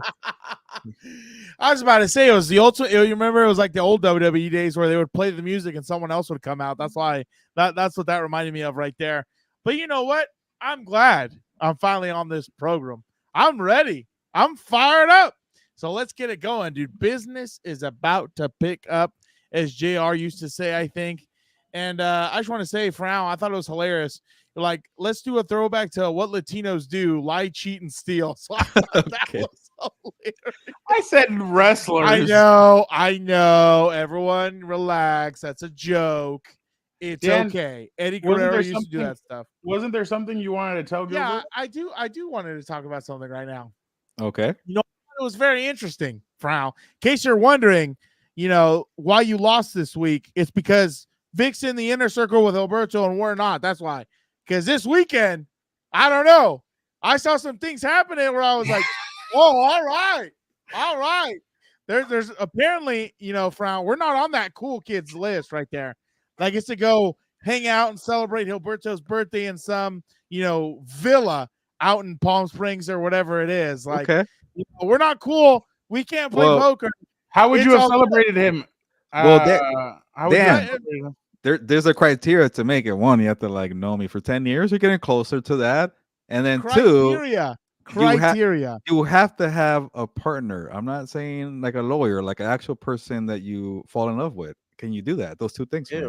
Keep being my friend, and then find yourself a nice young lady to. Really? Everyone there is a couple? Are you for real? Everybody was a couple, Dan. So can you find somebody and get on Hinge? Frau and I are a partnership, so we're the same thing, dude. Don't you worry. The day if you wear a wig next year, then I will definitely allow it. Why would You have to be the woman. He wants me to be freaking Mrs. Doubtfire up in this mother, dude. You hear this? Hey, if you do that, I'll gladly. Hey, make a cake too while you're at it. Burn the kitchen. You have some weirdo dreams over there. So you celebrated yesterday, Dan? Oh yeah. Well, celebrated yesterday. Yeah, I couldn't believe the fact that this stooge, this scumbag, over here just leaving the Compas off the list. But I guess that's cool, dude. No worries. Lucky for me, my feelings regenerate 2 times that of a regular human being. So I am okay. Maybe next year you will meet the criteria. I will actually skip the whole 10-year thing. How long have I known you now? Maybe I don't need pity votes. I don't need pity invites. I don't need Hall of I'm Fame. good. You got to meet the criteria. But Dan, why can't you focus on the positive? I gave you your own segment. You are on the big screen of my show. Like, just be thankful about that. Like, come on. The biggest screen of his show. The moles in the back looks extra clear now. I like it. I'm trying to, you know what? Well, I'll get into that later, actually. But you know what? I'm trying to look on here, Frau, on my screen. Where does it say Gilberto on the beat? I don't see it. Do you? That's kind of crazy that he keeps calling it his show. Get rid of the S and just Compa on the beat. And that's kind of wild to me right there. Oh yeah, here we go. Who is this? No way. Is this the Shadur video? There he is. S for Shadur. Who's he even throwing to? Didn't he get a Cybertruck today? I saw for $100. Oh, that was the stupidest thing I've ever seen. I don't even know who he's throwing to. So right there, he's throwing with Dak Prescott, and ever since Prescott, yeah, good job, guys. Are you serious? Way to set the standard high. Unbelievable, dude. Hold on. Ever since that happened, now everybody has been coming out saying, well, Shador should replace Dak Prescott next year on the Cowboys, and that the Cowboys should draft him. Bro, I honestly short of this man winning a Heisman, or well, not even the Heisman. Heisman doesn't mean anything. Short of him winning a natty, I don't even think he goes in the first round, honestly. Like, what are we doing here? This new age of social media is the most idiotic. What is he doing? That's an ugly ass car, man. I've been seeing. Yeah, I think it's like weird. 3 or 4. I think it's so weird, dude. Is he rapping or what is he doing? He's just dancing over here. Dancing. Oh, yeah. I don't know. I don't know what this is. All right. How about this, Dan? Because it is your segment. Let me have some conversation here. Would you rather have Shedeur Sanders with everything he does with the, styling and profiling? Don't tell me Caleb Williams. Yeah, and going to the fashion show. Caleb does not do all the flaunting of the money and going to fashion shows. You're asking the wrong question. This is the real question. Dan, who would you rather have, the kid from Duke, the basketball player McCain, or Dak Prescott? None of them. I would shut down the franchise at that point. I would rather go 0-17 instead of taking one of those players, dude. I'm good. I don't want it at all. But no, who would you take, Shedeur or Dak or Caleb or Caleb? I don't know, dude. I think because this is the only reason I would lean a little bit more. But I mean, it's hard to say because the only reason I would lean more Caleb is because I think people need to understand you draft Shedeur, and you're getting Dion also. Like, I don't think people really understand that. Like, I wouldn't be surprised. Oh, don't forget about Shiloh. Don't forget about Shiloh now. But yeah, don't forget. Shedeur and Hunter are going to be in first. Don't forget about Shiloh. But anyway, I wouldn't be surprised, seriously, just with the amount of connections Dion has in the league and everything, just with the profile that Dion has and everything else. I wouldn't doubt if he, was very one of these hands-on parents with the organization or whatever else, like especially with the coaches, the fact, I was talking for this the other day, the fact that he's coached him from, Pop Warner essentially to now college, how is Shedeur going to act when Pops isn't the coach, dude? That's a big question also. We were talking about this. He's not going to. What's his name doesn't have a contract after this year, Mike McCarthy. So what is he going to do? Jerry's going to get on the phone. He's going to be like, Dion, are you crazy? Again. Are you crazy? And then they get the number 1 pick. You know why that's not going to work? Number 1 overall. Frau's ready for WWE talent, dude. He's ready to go. He's ready to draw these things up. That would not work at all because number 1, Jerry Jones's biggest, mark against them is that he can't handle when the attention's not on him. Do you imagine if Deion Sanders, if Coach Prime was the head coach of the Dallas Cowboys, they wouldn't even know who owned the team at that point. It would all be about Deion Sanders and I guess at that point, Shedeur. Yeah. Hey, he'll get. And they would have to sign Shiloh as an undrafted free agent. Yeah, right. His daddy would take him in the second to make sure he was drafted. Get out of here, dude. We might be the only podcast really talking about the 2025 NFL draft right now. The Cowboys can go 2 for 1. They can go get Shedeur and Travis Hunter. And then in the second, they go get Shiloh. Dreaming. Living on a prayer. That's what these people do. If you're the Cowboys, who would you rather have, Dion as the head coach or Shedeur as the quarterback? You get one and the other. I don't know what you're talking about. No, I'm good with all that. But wait, Dan, were you watching college basketball over the weekend? Are you struggling for sports? You mentioned Duke right now. I'm like, what the hell are you watching? Yeah, that's social media crap. No, I don't watch any of this garbage. This is what I call downtime for Dan and Daygo because the international. Oh, actually, no, I did watch sports. I watched a beautiful game. Saw Arsenal, Liverpool. Saw United. You're such a hater. Arsenal versus Man City. Oh, my bad. Arsenal, Man City. It doesn't matter. It's not bad. You're garbage, dude. That's a beautiful sport. But anyway, no, actually, I'm excited for WrestleMania. That's why I wanted to come on and talk about. Okay. Which, by the way, did you see CM Punk on the MMA Hour? I watched part of it, but Fernando also gave me some info right now. Oh, dude, there was some good stuff happening on there. But this is what I wanted to talk about real quick. Besides, which one? Ramones. I don't even know what that is. Is that a band? Band, bro. Pro wrestling is just anybody with a Twitter calls themselves a reporter or a journalist or whatever. And I experienced it firsthand. CM Punk is not just in. I was about to say it's not just wrestling. Yeah, it's in everything. But I was going to tell you, this was my biggest thing. Yes, Gilbert, I had to take my shot. Helwani had Becky Lynch. Shout out to her. She's awesome. on the show last week, and she was saying some stuff how it got too personal with, not Rhea, with mommy talking about Mom, Daniel wants you on the show. Oh, shut up, idiot. With her talking about her daughter and everything else, right? But this has always been my biggest thing about wrestling. Like, when it's real, that is where it's the best segment you will ever have. Like, again, I'll still continue to say John Cena has eclipsed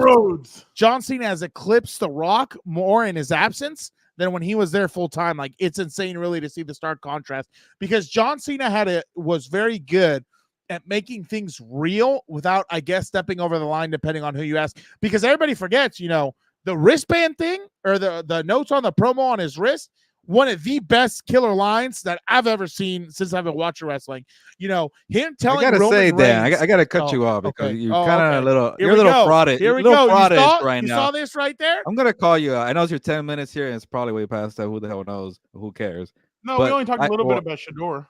Yeah, I'm honestly, I'm tired of you guys talking about Shador Sanders. It's not 2025, okay? It's 2024. Anyways, slow weekend. When I first met you, Dan, when we were talking about our friendship here, how many years it's been? Maybe 4. I forget, 5 maybe. You were right before constantly, the pandemic, no? Constantly in the car when we were going to SoFi Stadium on Sundays, just harassing your older brother about how John Cena sucks. Now you're like, John Cena was the greatest thing ever created in WWE. So what turn? I know. I gotta call you out a little bit. Gotta call you out a little bit. That's okay. That doesn't bother me. I'm not one of these morons who's in an echo chamber. That's okay, dude. Ready? Here we go. I'm gonna bring it to you. 2 things can be right at the same time, right? Oh. I think John Cena was overhyped and pushed a little too much. I got annoyed with him a lot. I think he recycled a lot of things just like The Rock and everybody else. But at the same time, right, I still give him a lot of credit because he knew how to cut better promos than The Rock. He knew how to really heat things up. Even when he comes back, his wrestling is still solid. He's still in shape and everything else. The Rock isn't, and that's one thing that I'm really interested about when it comes to Saturday. Why do you think it's a tag team? Like I said, I think Cena is better on the mic than The Rock is. Like, look, The Rock to me now is just unhinged. Him yelling at some producer because he said cut and all this other stuff. I got an email in my inbox this morning that the ratings are off the roof for SmackDown and Raw, and I'm just saying somebody came back again. Mama Rhodes, because people will cheer for anything. The Rock has something against Cody. I don't know what it is. Keeps on going at it about that. I don't know what it is, but I still think I will still hold my ground on that. John Cena was better. Not right. I'll bet you guys $5 she slaps The Rock in the face on Saturday or Sunday. Oh yeah. I don't even think she'll be there. She probably won't be there. She was there last year. Oh really? Oh yeah. But like that's either her or Brandy. One of them is smacking The Rock in the face. Oof. They probably will.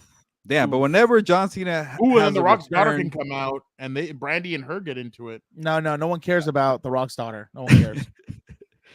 She's like the GM for NXT, right, or something like that. Yeah. But she's gotten again. It's the year of the Nepo baby. I can't count how many these damn Nepos are all over the place, dude. Yeah, I remember seeing that. I'm like, what the hell is she doing being the GM? But whatever. Going back to what were you going to say about The Rock? She had to shut down her Twitter because all these people were coming at her. The Nepo, it's real. You know what I mean? Like, but anyway, what were you going to say about The Rock? Like, that's just my thing. I understand that he's a draw. I understand he's a draw, but in my mind, we're trying to hang on to something that's not there anymore. It was just like when they bring out The Undertaker, when I was like, bro, come on, like, let this guy ride off into the sunset for the love of God. Like, he was out there in my mind, 5 years too much after, I can't remember which WrestleMania it was, but I was like, the 2 things that I'll never forget. The Bray Wyatt one was the one that you thought that remember, everybody thought he was going to retire after the Brock after he lost. He came out against Bray Wyatt. It was a little shaky, and then after that, it was kind of shaky until he had that hip surgery. That really was able to fix him and give him one last run with them. Yeah, the 2 things I'll never forgive WWE for. Number 1, breaking the streak. I was never a fan of that. That should have stood the test of time. Number 2, they actually wanted Bray Wyatt to be the one that broke it. No one should have broken it. Number 2, the thing that they really should have done once in a lifetime was Rock Cena, and I think Cena should have won that one. So to do it twice back to back, and then now it's a title, like I hate all the grab assery and the hand holding. There it is. It hadn't been there in a while. We're like, now we're friends, and let me lift his arm up and let me give him a moment, and Cena and The Rock, they're friends now. Like, that's all garbage to me. Like, all right. We got to move on, but real quick, everything going okay with the job? See, I care about you. Oh, yeah, it's spring break. So, I mean, I got some stuff I got going on. I'm watching some film on the players that are coming back and everything else. So I'm working on that. Obviously, trying to get some stuff cut and everything else to try and post on the page. Because like I said, I try and do all that stuff now because obviously in season, I'm a ghost, dude. You're lucky I even get in to sit down and record and then get out of here, dude. Because I get a little antsy during the season. Like, when is he going to start cutting promos? I know, shorts again. But because again, in season, like, it's just a different beast, dude. Like, and like I said, could I probably do it? Yeah, but I'd probably end up burning myself at both candles, and I'm gonna end up having a stroke at some point. So, oh God, not today, Zerg. Before we bring Vic back in, Dan, who is the quarterback of Colorado? Shadur Sanders, Coach Prime. If you want 2025 NFL draft coverage, come to Compas on the Beat. Hey, exactly. Can you imagine? I'd be like, you know what? Gilbert and I will bow out. This will be a one-on-one between Dan and Daygo and Shadur Sanders. Yeah, we'll get him on the show. We got a year to do it. I can't stand the draft stuff. Like, to me, I'm just like, what are we talking about this for, dude? Like, can we just get? You know what? August? Next year we will go to Colorado. We'll let you go. We'll give you to the pro day. Go to Colorado. You can go to the pro day. And you tell us what you saw from that pro day. Let me tell you. I saw Shadur throwing the ball all over the place. I'll be like one of these stooges, little wobbly, throwing outside the numbers, outside the hashes. I'll just start using random terms. Hey, I want to see that next year, actually. Tuesday. Oh yeah, could you imagine? Hey, I'll go up there to Colorado for a few days if you can get me in there. I'd be like, hey, Coach Prime. I would want to ask him, where do you think he will go specifically? Don't tell me first round. Don't tell me top 5. Tell me where you think he's going to go. Where do you want him to play? That's the question. I forgot. Where do you want him to play? That's my other thing. Like, they don't understand really how hard they're hurting their draft stock right now. Talking about doing an Eli situation and all this other stuff. Like, but it's not going to help, dude. Have you guys heard the teams he's mentioned that he wants them to go? No, I haven't. Okay, so let's see if you guys can figure out why he said these teams. He said the Falcons, the Cowboys, the 49ers. Oh, he played for all of them. Played for all of them. Yes, yeah, Washington and Baltimore. Oh my. Yeah, Did he I really wonder. say all those? Yeah, I wonder what's going to happen if he's a backup somewhere. Hey, that's what I'm really. That sounds like some damage control. He knew he kind of has some people worried about picking the team. It's like, I was just messing around. The teams that I play for because I'm biased. That's it. Yeah, there you go. Kirk Cousins will suck, and they'll be like, you know what? We need a savior. They're gonna get Shadur. Oh my God. They'll give him 21 and it'll say Sanders on it. The first quarterback to wear the number 20 20 or higher. All right, let's move on. We're gonna do something different here with Burial of the Week. Well, first hit the music. Música, maestro. Look at that, bring him some Espanol. What a classy guy. He's French with our boy Moy. I do it all, dude. I do it all. But we're going to do a little bit different. We're going to let Gilbert choose this week his burial, and we'll kind of discuss it so that we don't go completely over. But Gilbert, give us your burial of the week. Yeah, I haven't been too annoyed, but then I remember something when we were talking. That's why I didn't give a specific burial of the week, but I got one on the spot, and I don't know what the hell is going on with X or Twitter. I'm not using it as much nowadays, but now I really know why I'm done with X. And, I have the notifications on. Now they're giving me notifications about things they think I might care about. First, it was like, hey, I hate that too. Yeah. Notifications on about like people who I follow or whatever, people that I have on alerts. But now they're giving me crap that I never asked for. In the last week, guys, I'm not kidding. I got alerts about breaking news. Justin Jefferson was traded to the Chicago Bears for the number 1 pick. And then 2 days ago, maybe yesterday, I got an alert saying breaking news. The Chargers have traded Justin Herbert. So why the hell am I getting alerts about this? And I knew right away this is all fake and not real because it's X. I'm like, yeah, they're going to trade Justin Jefferson for the number 1 pick. Yeah, that's not going to happen. And same thing with Justin Herbert. So, Dan, I guess how do you feel about those rumors and what the hell is going on with X? I'm done with that crap. Dude, I told Frown yesterday, I was like, I felt like yesterday, Sunday, I felt like going on my Dan and Daygo Twitter and just doing all this breaking news crap and seeing which one got fired. Because that's one thing I do agree with you. Like, don't suggest me things I've never asked for. That does bug me. But it's like, I also hate the stupid April Fools. Like, let me just tweet out the most random crap I can think of Could be that. and see which one catches fire. Like that's my biggest problem because like I agree. X is solid for me in the coaching world because, you know, there's a lot of clips of drills. There's a lot of opportunity. Like coaches will just put, hey, I need X and X coach. DM me if interested and stuff like that. So it helps me out in that sense. But, you know, I still love Twitter because you find some wild things on there. But I totally agree with you. Like, I just thought it would just draft and WWE. Like, yeah, really, there's nothing. Them promoting. I mean, you see some OnlyFans women out there and stuff, but other than that, there's not really anything one of them else is a Charger really fan. Shout out, dude. What'd I say? I didn't say anything. Follow the account, huh? No, well. All right. Let's hey, move the only on. thing I was interested in from X recently was you know, I saw something that supposedly allegedly Patrick Mahomes was in the other car. I don't know. We're gonna find out. I'm just kidding. That is a joke. That could be a barrier too. Like, can NFL is a stop joke. street racing on the freeway or anywhere, please? Did you see what his lawyer tweeted out? Like, oh, I didn't see that. What did he say? Okay, so he puts, he hopes everybody in the car. I thought it was an April Fool's joke. He hopes everybody that was involved is okay. What? Hey. It's just like OJ not wanting to go to LA to not run into the killer. All right, allegedly. Vic, go ahead.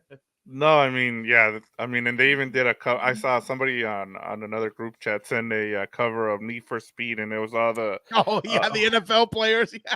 Jeez. I mean, The memes on there are fire. Like, I don't care what anybody says. Yeah, I think that's one of the reasons to kind of keep Twitter. And I mean, a lot of the questions that I do for rapid fire, I find on there. So I'm with like I make saw sure they're not fake news, okay? Please. Yeah, exactly. Yeah, no misinformation. That's the problem with taking away the blue check marks. Now you that don't is know who's and I mean, some people didn't have it before. I get it, but like with some of this stuff, like, you know how to weed out people are paying for that blue check. Who are real journalists, who are real athletes, who are real everything, and not just weenies that have Twitter accounts. I think they're random weirdos, and stuff like that. So yeah, I completely, because there's a lot.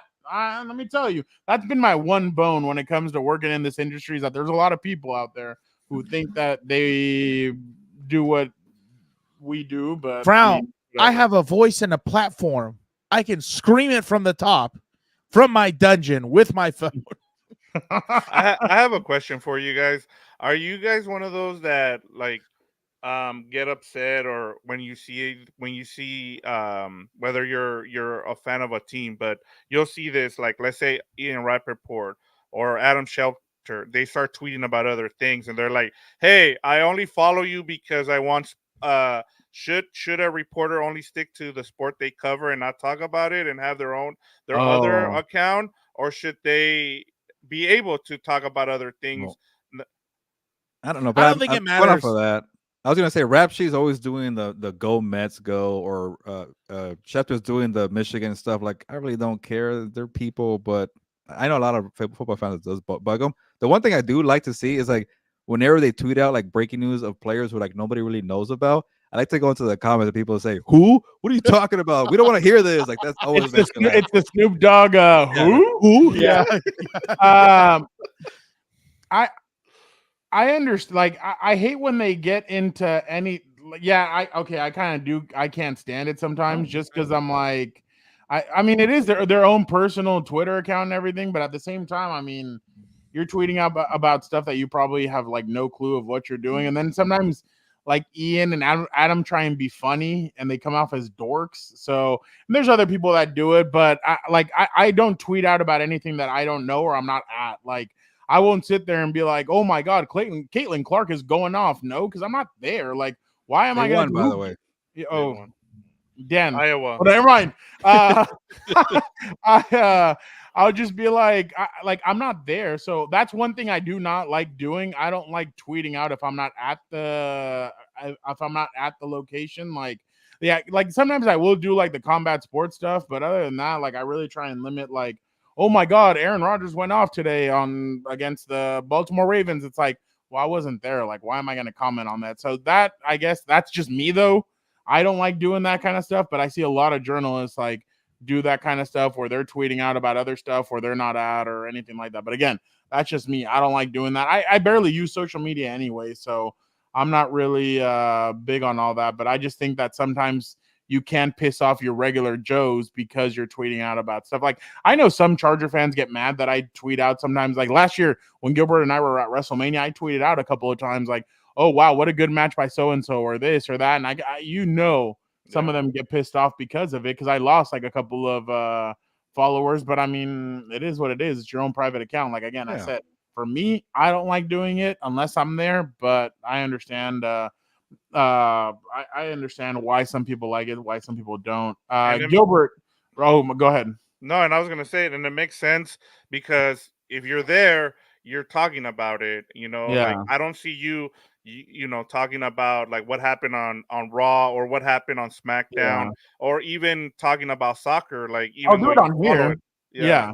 I'll do it on here, but I'm not gonna do it like when it comes to Twitter, just because I always think people are gonna be like, "Who gives a shit what you think?" And I'm like, "Yeah, that's true. Why should if other people aren't gonna why should I give a shit?" So yeah, I just try and like kind of chill out when it comes to that kind of stuff, especially because I know, and this is another thing too. I know people have me on notifications, like they're gonna be like, "That's the biggest problem." Because since I don't have them on notifications, I don't care really about any of them tweeting out about anything. It's their own private account. He got pissed at me last season when he would be at home watching the game. He'd be like, "Hey asshole, you just gave away that they threw a pick." Or I'm streaming here and like, what the hell, man? I got anybody who's like, I have them on alerts and they're at a game. Like, I hate it because you guys are ahead. I wonder who has more alerts, Gilbert or me.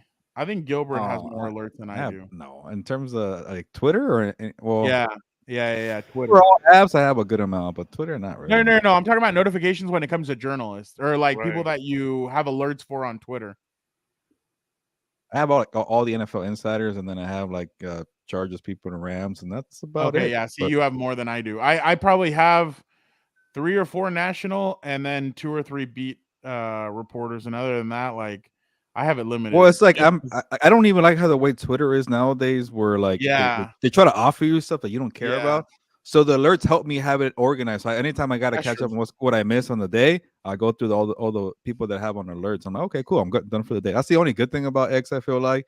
But honestly, like on Twitter, it's always like I maybe just tweet about boxing because that's like I'm like, oh crap, but it's like, what do I put?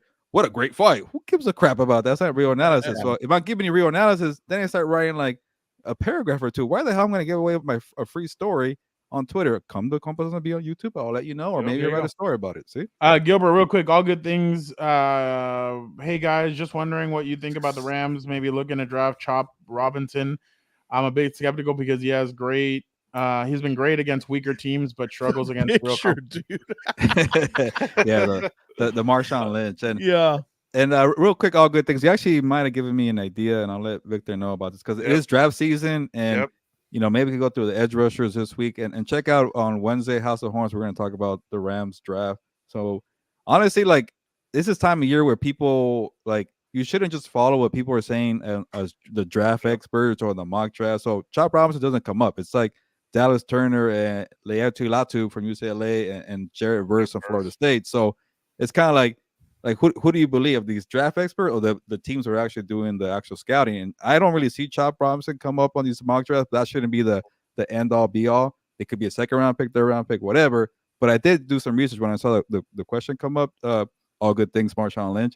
And Lance Sirline from the NFL Network compared him to Michael Parsons. So that's some high praise right there. I don't know. Is it though? He went to Penn State though, so maybe it's like an easy comparison. Yeah, that's what they say about Michael Parsons too. That he's great against weaker teams, and then when it comes to good teams, he doesn't really show up. Actually, you know what was my favorite comparison? Jerry Tillery to Aaron Donald, because let me tell you something. I Was that a didn't real get one? any Who of wrote that that shit. one? It was. Yeah, it yeah, was. it No was. way, I no way. remember. I remember. Somebody that. goes, I remember. Somebody? Oh, Yeah, Yeah, somebody- it was on somebody draft compared him. night. You know how they That's- do the player comparison? Yeah, They're yeah, like, yeah. Oh, NFL oh, he was no. kind of, I can't remember if he said he was kind of smaller, just like Aaron Donald and blah, blah, blah, blah. Wow. I'm like, yeah, That's I'm not. Fernando, I'm not buying that for a is why second. you created Weirdo Time. What the heck? Exactly. Vic, you were gonna say Yeah. something before. No, we I move was just on? gonna say, check out the newsletter because we will be talking about, some of the guys that the Rams, the Raiders, and the Chargers should go and check out, or who they might draft, or what they should do with their draft first round picks. Also, check out House of Horns. We're actually gonna talk about this on Wednesday. I know we haven't been around for the last couple of weeks, but we will have a show on Wednesday. We'll be talking about what do the Rams do? I mean, what if Brock Bowers is there? Will Sean McVay try to take a tight end? Well, they go for best available, a guy like Johnny Newton, Byron Murphy. But we'll talk about that on Wednesday. But all good things. We look forward to seeing you there, and we'll answer your question on there as well. Maybe the pictures because he's a Rams fan and Marshawn got in trouble as a Seahawks. I don't know, former Seahawks player. No, and it's I like thought he got in trouble as a Raider. oh yeah, you're right. No, maybe he was retired and he was drinking a Oh lot. yeah. Yes, he did. Yeah, But that's maybe what the happened. rivalry is still there between Seahawks and Rams, and that's why he does Yeah. a picture. I don't know. I don't really like doing all that mock, like who's gonna go where here. I'll talk about scenarios and all of that, but I don't. That's like where the doing those WWE predictions. sides comes out of frown. But You I can don't see like that doing right the there. prediction stuff because I think it's dumb. Like, Well, yeah. obviously, like we don't know the way everything's gonna play out when it comes to the. That's the one thing that Tom Telesco really freaking Shout out. instilled in my brain, where he's like, it's the way the board dictates, it's the way everything moves around, and that's why I've never liked doing that kind of It's stuff. because you're Like, playing roulette. You don't know where well, the dial's gonna land. you never know on. who's gonna jump up. You never know who's gonna do any of that stuff. And Anytime then, anytime I do a mock draft, I'm lucky if I get 3 or 4 right. So yeah, I get. no, there was one year where there was one year where we did this. I think it's before Vic came, but you did one for the OC Register, and you actually hit on quite a. I thought you hit on at least 10. Then it might have been no way. That's too high. Maybe 8, and I'll definitely will take that as a victory lap. But I'm always happy 8 if to I get 10. 4. You hit on 8 to 10, something like that. Well, it's hard because like you mentioned the trades and people are moving around. Yeah. And But that's why I don't like. I don't like playing around like that. You know what I did? I do count if the player falls to that team, and I don't care what order in the draft. That's why I can't do OnlyFans. I ain't with the girl, so why the hell am I gonna pay for all that stuff? Like, no. I need to know exactly what scenario I'm in. So yeah, I was I'm gonna. just not Speaking of for it, getting things so- right. Speaking of getting Don't things think right, about Gilberto, who did you have in the zoo fight and the Rolly? Oh fight? yeah, I was gonna ask you about that. Wow. I was gonna ask you about that during your 10 minutes, and I'm like, hey, I think your brother's part of the curse too, because he's interviewing the same people Look at like that. I am.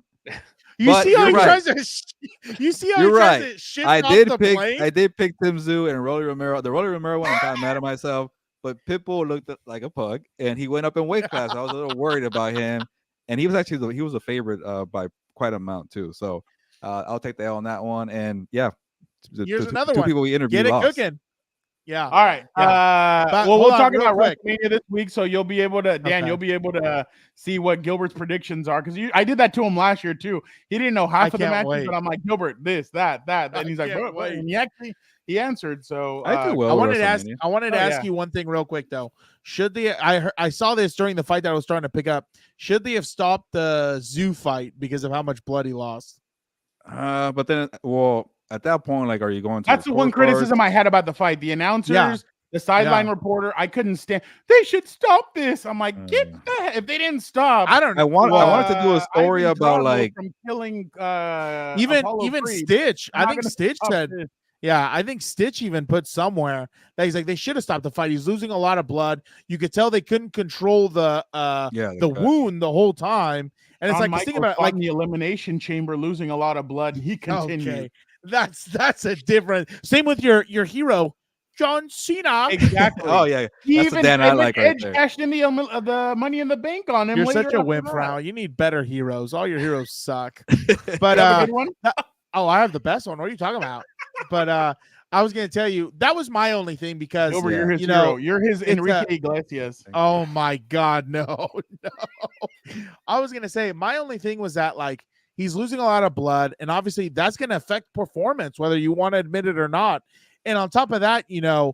it's almost like you're fighting blind because the blood was in his face at all times. Like he would throw a punch, try and clear it. And it's like, we want to talk about player safety. Like that guy's a dog for continuing the fight, but I would have totally Rocky understood Balboa if let Mickey cut his eye and he continued the fight. So first off, that's made up land, but No, I it's just not. hope I just hope they run it back. Stallone will be there this weekend, so I'm interested to see how they're going to use him. Good.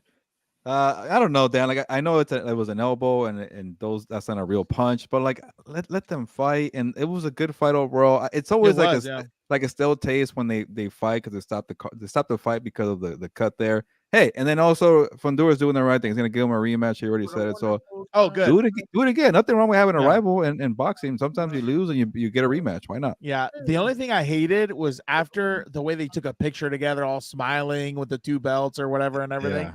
I was like, dude, that's kind of soft. Like you have such a gritty performance going through the blood, and then you just want to be soft and everybody's friends now. Like I'm good, dude. I miss the old days of Tyson when he was on the stage screaming what he was screaming at people, like just trying to sell a fight. That was hilarious. Hey, we could end it here if you want, but like I told you guys on the group text, somebody was giving me a shout out about my camera work for the Ryan Garcia Devin Haney shoving match there, and it's okay. I'm not afraid of people shoving each other, but if that was Mike Tyson in the 1990s, bro, I've watched these YouTube videos about people shooting up the casino floor when Mike Tyson and the posse came through. I'm running for my life. So really? That was a different day in the 90s, bro. Like when all the rappers like Tupac would show up and all that. Oh, yeah. Snoop Dogg and walking through the MGM casino floor. I even heard stories from the old timers when I used to cover boxing in Las Vegas. They're like, yeah, get away whenever Mike Tyson was walking around because what about now? With him and Jake Paul, do you think he's a nice guy now? And but I don't want to see that fight anyways. But real quick before let's just do real quick. So Dan and I actually watched Ricky Stenicki over the weekend. Oh, you didn't listen to? I want to hear this. I want to hear this. No, we were laughing our asses off. Yeah, we liked it. Actually, pretty funny. It's crude, but I mean, I like those kind. Like I like American Pie. I like all that stuff. It's just a stupid movie that you can laugh at, and they're gonna say crude things. And John Cena, I thought was hilarious in his. John Cena is a better actor than The Rock. But 100%. But can I add to it? Look, I stopped watching the movie because of the other characters. John Cena. What? John Cena? No, John Cena is what he's doing right now. I love the fact that he's taking so many chances, and honestly, he was the best thing about this movie. The problem I had was with the rest of the cast. Like they had no purpose. Like the black character was like, what are we doing with this character? Like he's a gay character, and he smokes weed, and there's nothing there for it. He doesn't work. Exactly. Like they had no purpose. His disabled boyfriend wanted to break up with him. Yeah. Like, and then the other two is like, like the storyline with those. But with John Cena, I just want to give John Cena his flowers right now, just because of that. Because like what he did with that character, like every scene he's in, he's awesome. And like, I mean, like the whole thing about him, the songs he sings are that was hilarious. We watched the movie with my mom. Mom's like, these songs are now all ruined for me. Wow. But yeah, like the redhead was the only one that I thought was actually pretty good. I thought the wife journalist wasn't good at all. Zac Efron was a little hit and miss. Like I don't know what's going on with his face too. Yeah. Like I'm like, what is going on with your now. face? Yeah. He's been touched up. Yeah. But the only one I'm gonna give, and Dan will probably give it too, is the redhead guy. I actually thought he was pretty funny. I love that guy. And with some of the stuff, but Andrew Santino. I thought the boss was actually pretty funny as well. I just can't remember. Yeah, those were the two characters. Yeah, John Cena and the boss. I understand why you kind of stopped watching, but I just thought Cena made it so funny. And then he was like, "No, I'm not Bob. I'm Ricky." Like, and I'm not Rod. I'm Ricky. I'm not Rod. When he pulls out the ID, that's when I was like, "Oh." Yeah, no, I thought Cena was great. Gilbert, honestly, for John Cena, you need to watch that movie. Like, again, it is crude, it is like out there, but it is like I've seen it on the Prime there, and Victor told me to stay away. So I guess by the way, did you see Roadhouse was the most watched ever? See, that to me was all right. It was whatever's. It was entertaining. They say that the original was good, but we haven't watched the original. Yeah. I've never seen the original. I saw on Prime. My mom didn't like number the original. 5 right now. My mom said she didn't like the original, so I don't know. I do kind of want to see it though. Just I was kinda gonna tell compare. you. Crazy, I think. And what's his name was in it too, right? God, he was a WWE wrestler. Hulk Hogan. No, the other guy. The mayor. What's his name? Oh, Jesse the Body Ventura. No. Macho Man. Huh? Macho Man. No. It was Tom Cruise. Bret Hart. Terry Funk. I think it was Terry. I think Terry Funk was in the original I'm Roadhouse. just naming people. Shawn Michaels. I know. No, What? that was before Stone his Cold time. Steve Austin. Yeah. There you go. Terry Funk was in the original. You know who was in it, Dan? Sam Elliott. Yeah, Sam Elliott. wow. Yeah, young Sam Elliott. Like he had the nice hair. See, Yeah. Sam Elliott. love that guy. The Sam Elliott, Steve Martin, and that one black dude that's all over Twitter right now. That everybody's like, dude, at 78 years old, he looks incredible. I can't remember his name. Yeah, Those the guy from three guys- Ghostbusters. Yeah, those three guys have that always guy, looked old to me, but like young old. Like they've always Yeah. looked the same. Oh, what's the name too? Man of the House. Tommy Lee Tommy Jones. Lee Jones. Yeah. He's always looked the same too. Those guys have always looked the same to me, even though they haven't aged. They just look the same. But all right, good one, Gilbert. Any show you want to plug real quick that you watched? Not yet, but I'll think about it and check out the newsletter on Compas All right. Novita. I got one. Put in your email on the gold Gilbert. Oh, Shogun. Put it in the newsletter. Recommend it. All right, there you go. All right. Well, we appreciate you guys for checking us out again. Don't forget to subscribe to the newsletter.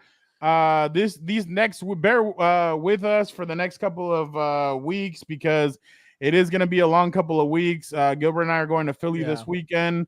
Next weekend, I just got approved for UFC 300, so we'll be there. A lot of fun. And the weekend after that, if all things are good with Ryan Garcia and Devin Haney, and then I think we get a. Oh no, we don't. We go straight into it.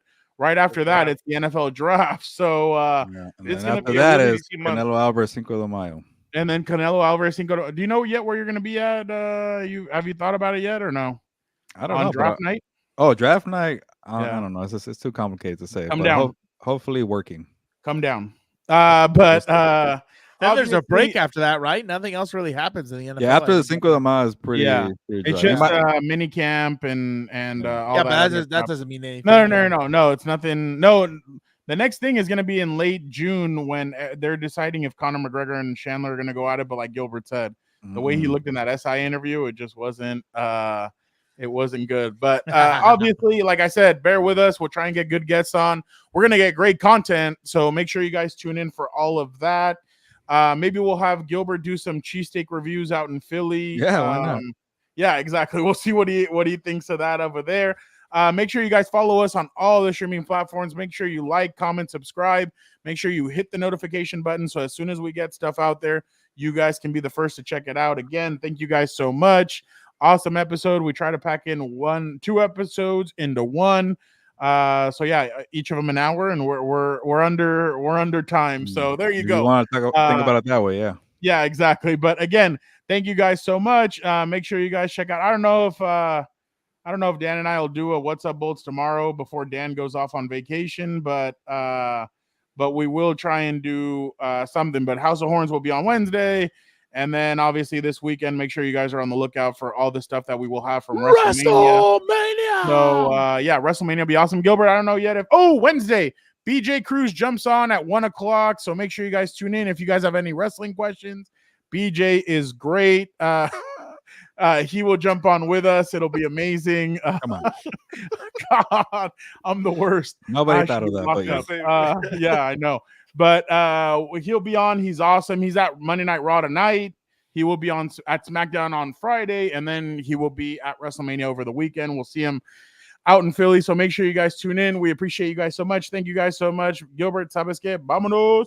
Yeah, on that note, let's get out of here. Maybe eventually Dan will be invited to my special party What a exclusive. scumbag. Fernando, I'll invite you. I don't know about Dan, but What a scumbag. we'll wait around here. But thank you guys for jumping on for this, I guess, jam-packed show. And we appreciate the support, everybody on the live chat. Shout out to All Good Things. King James, same face, exclamation point. I don't know what that means, but Becky Lynch punched. oh, yeah, there you go. King Dominic James. Mysterio. How There dare go. you? You're Dirty on it. Dom is King- protected. What did you think about the punch, Gilbert? Was it a good one? Yeah, it's okay for WWE style. It's not bad. Exactly. And then Jorge, was- shout out to there you wasn't as ever now. always. Who else? I'm gonna get people shout outs here. Joe Joe Morley. Morley. Joe Morley started the show. So Yeah, there in we case go. you're worried, I never am afraid of this man. Don't Oh, you yeah. worry. I will always I be gave here. you your opportunity to talk about it. But Dan, thank you for jumping on. You're never scared. I appreciate you. So on that note, ya nos vamos, pues, vámonos.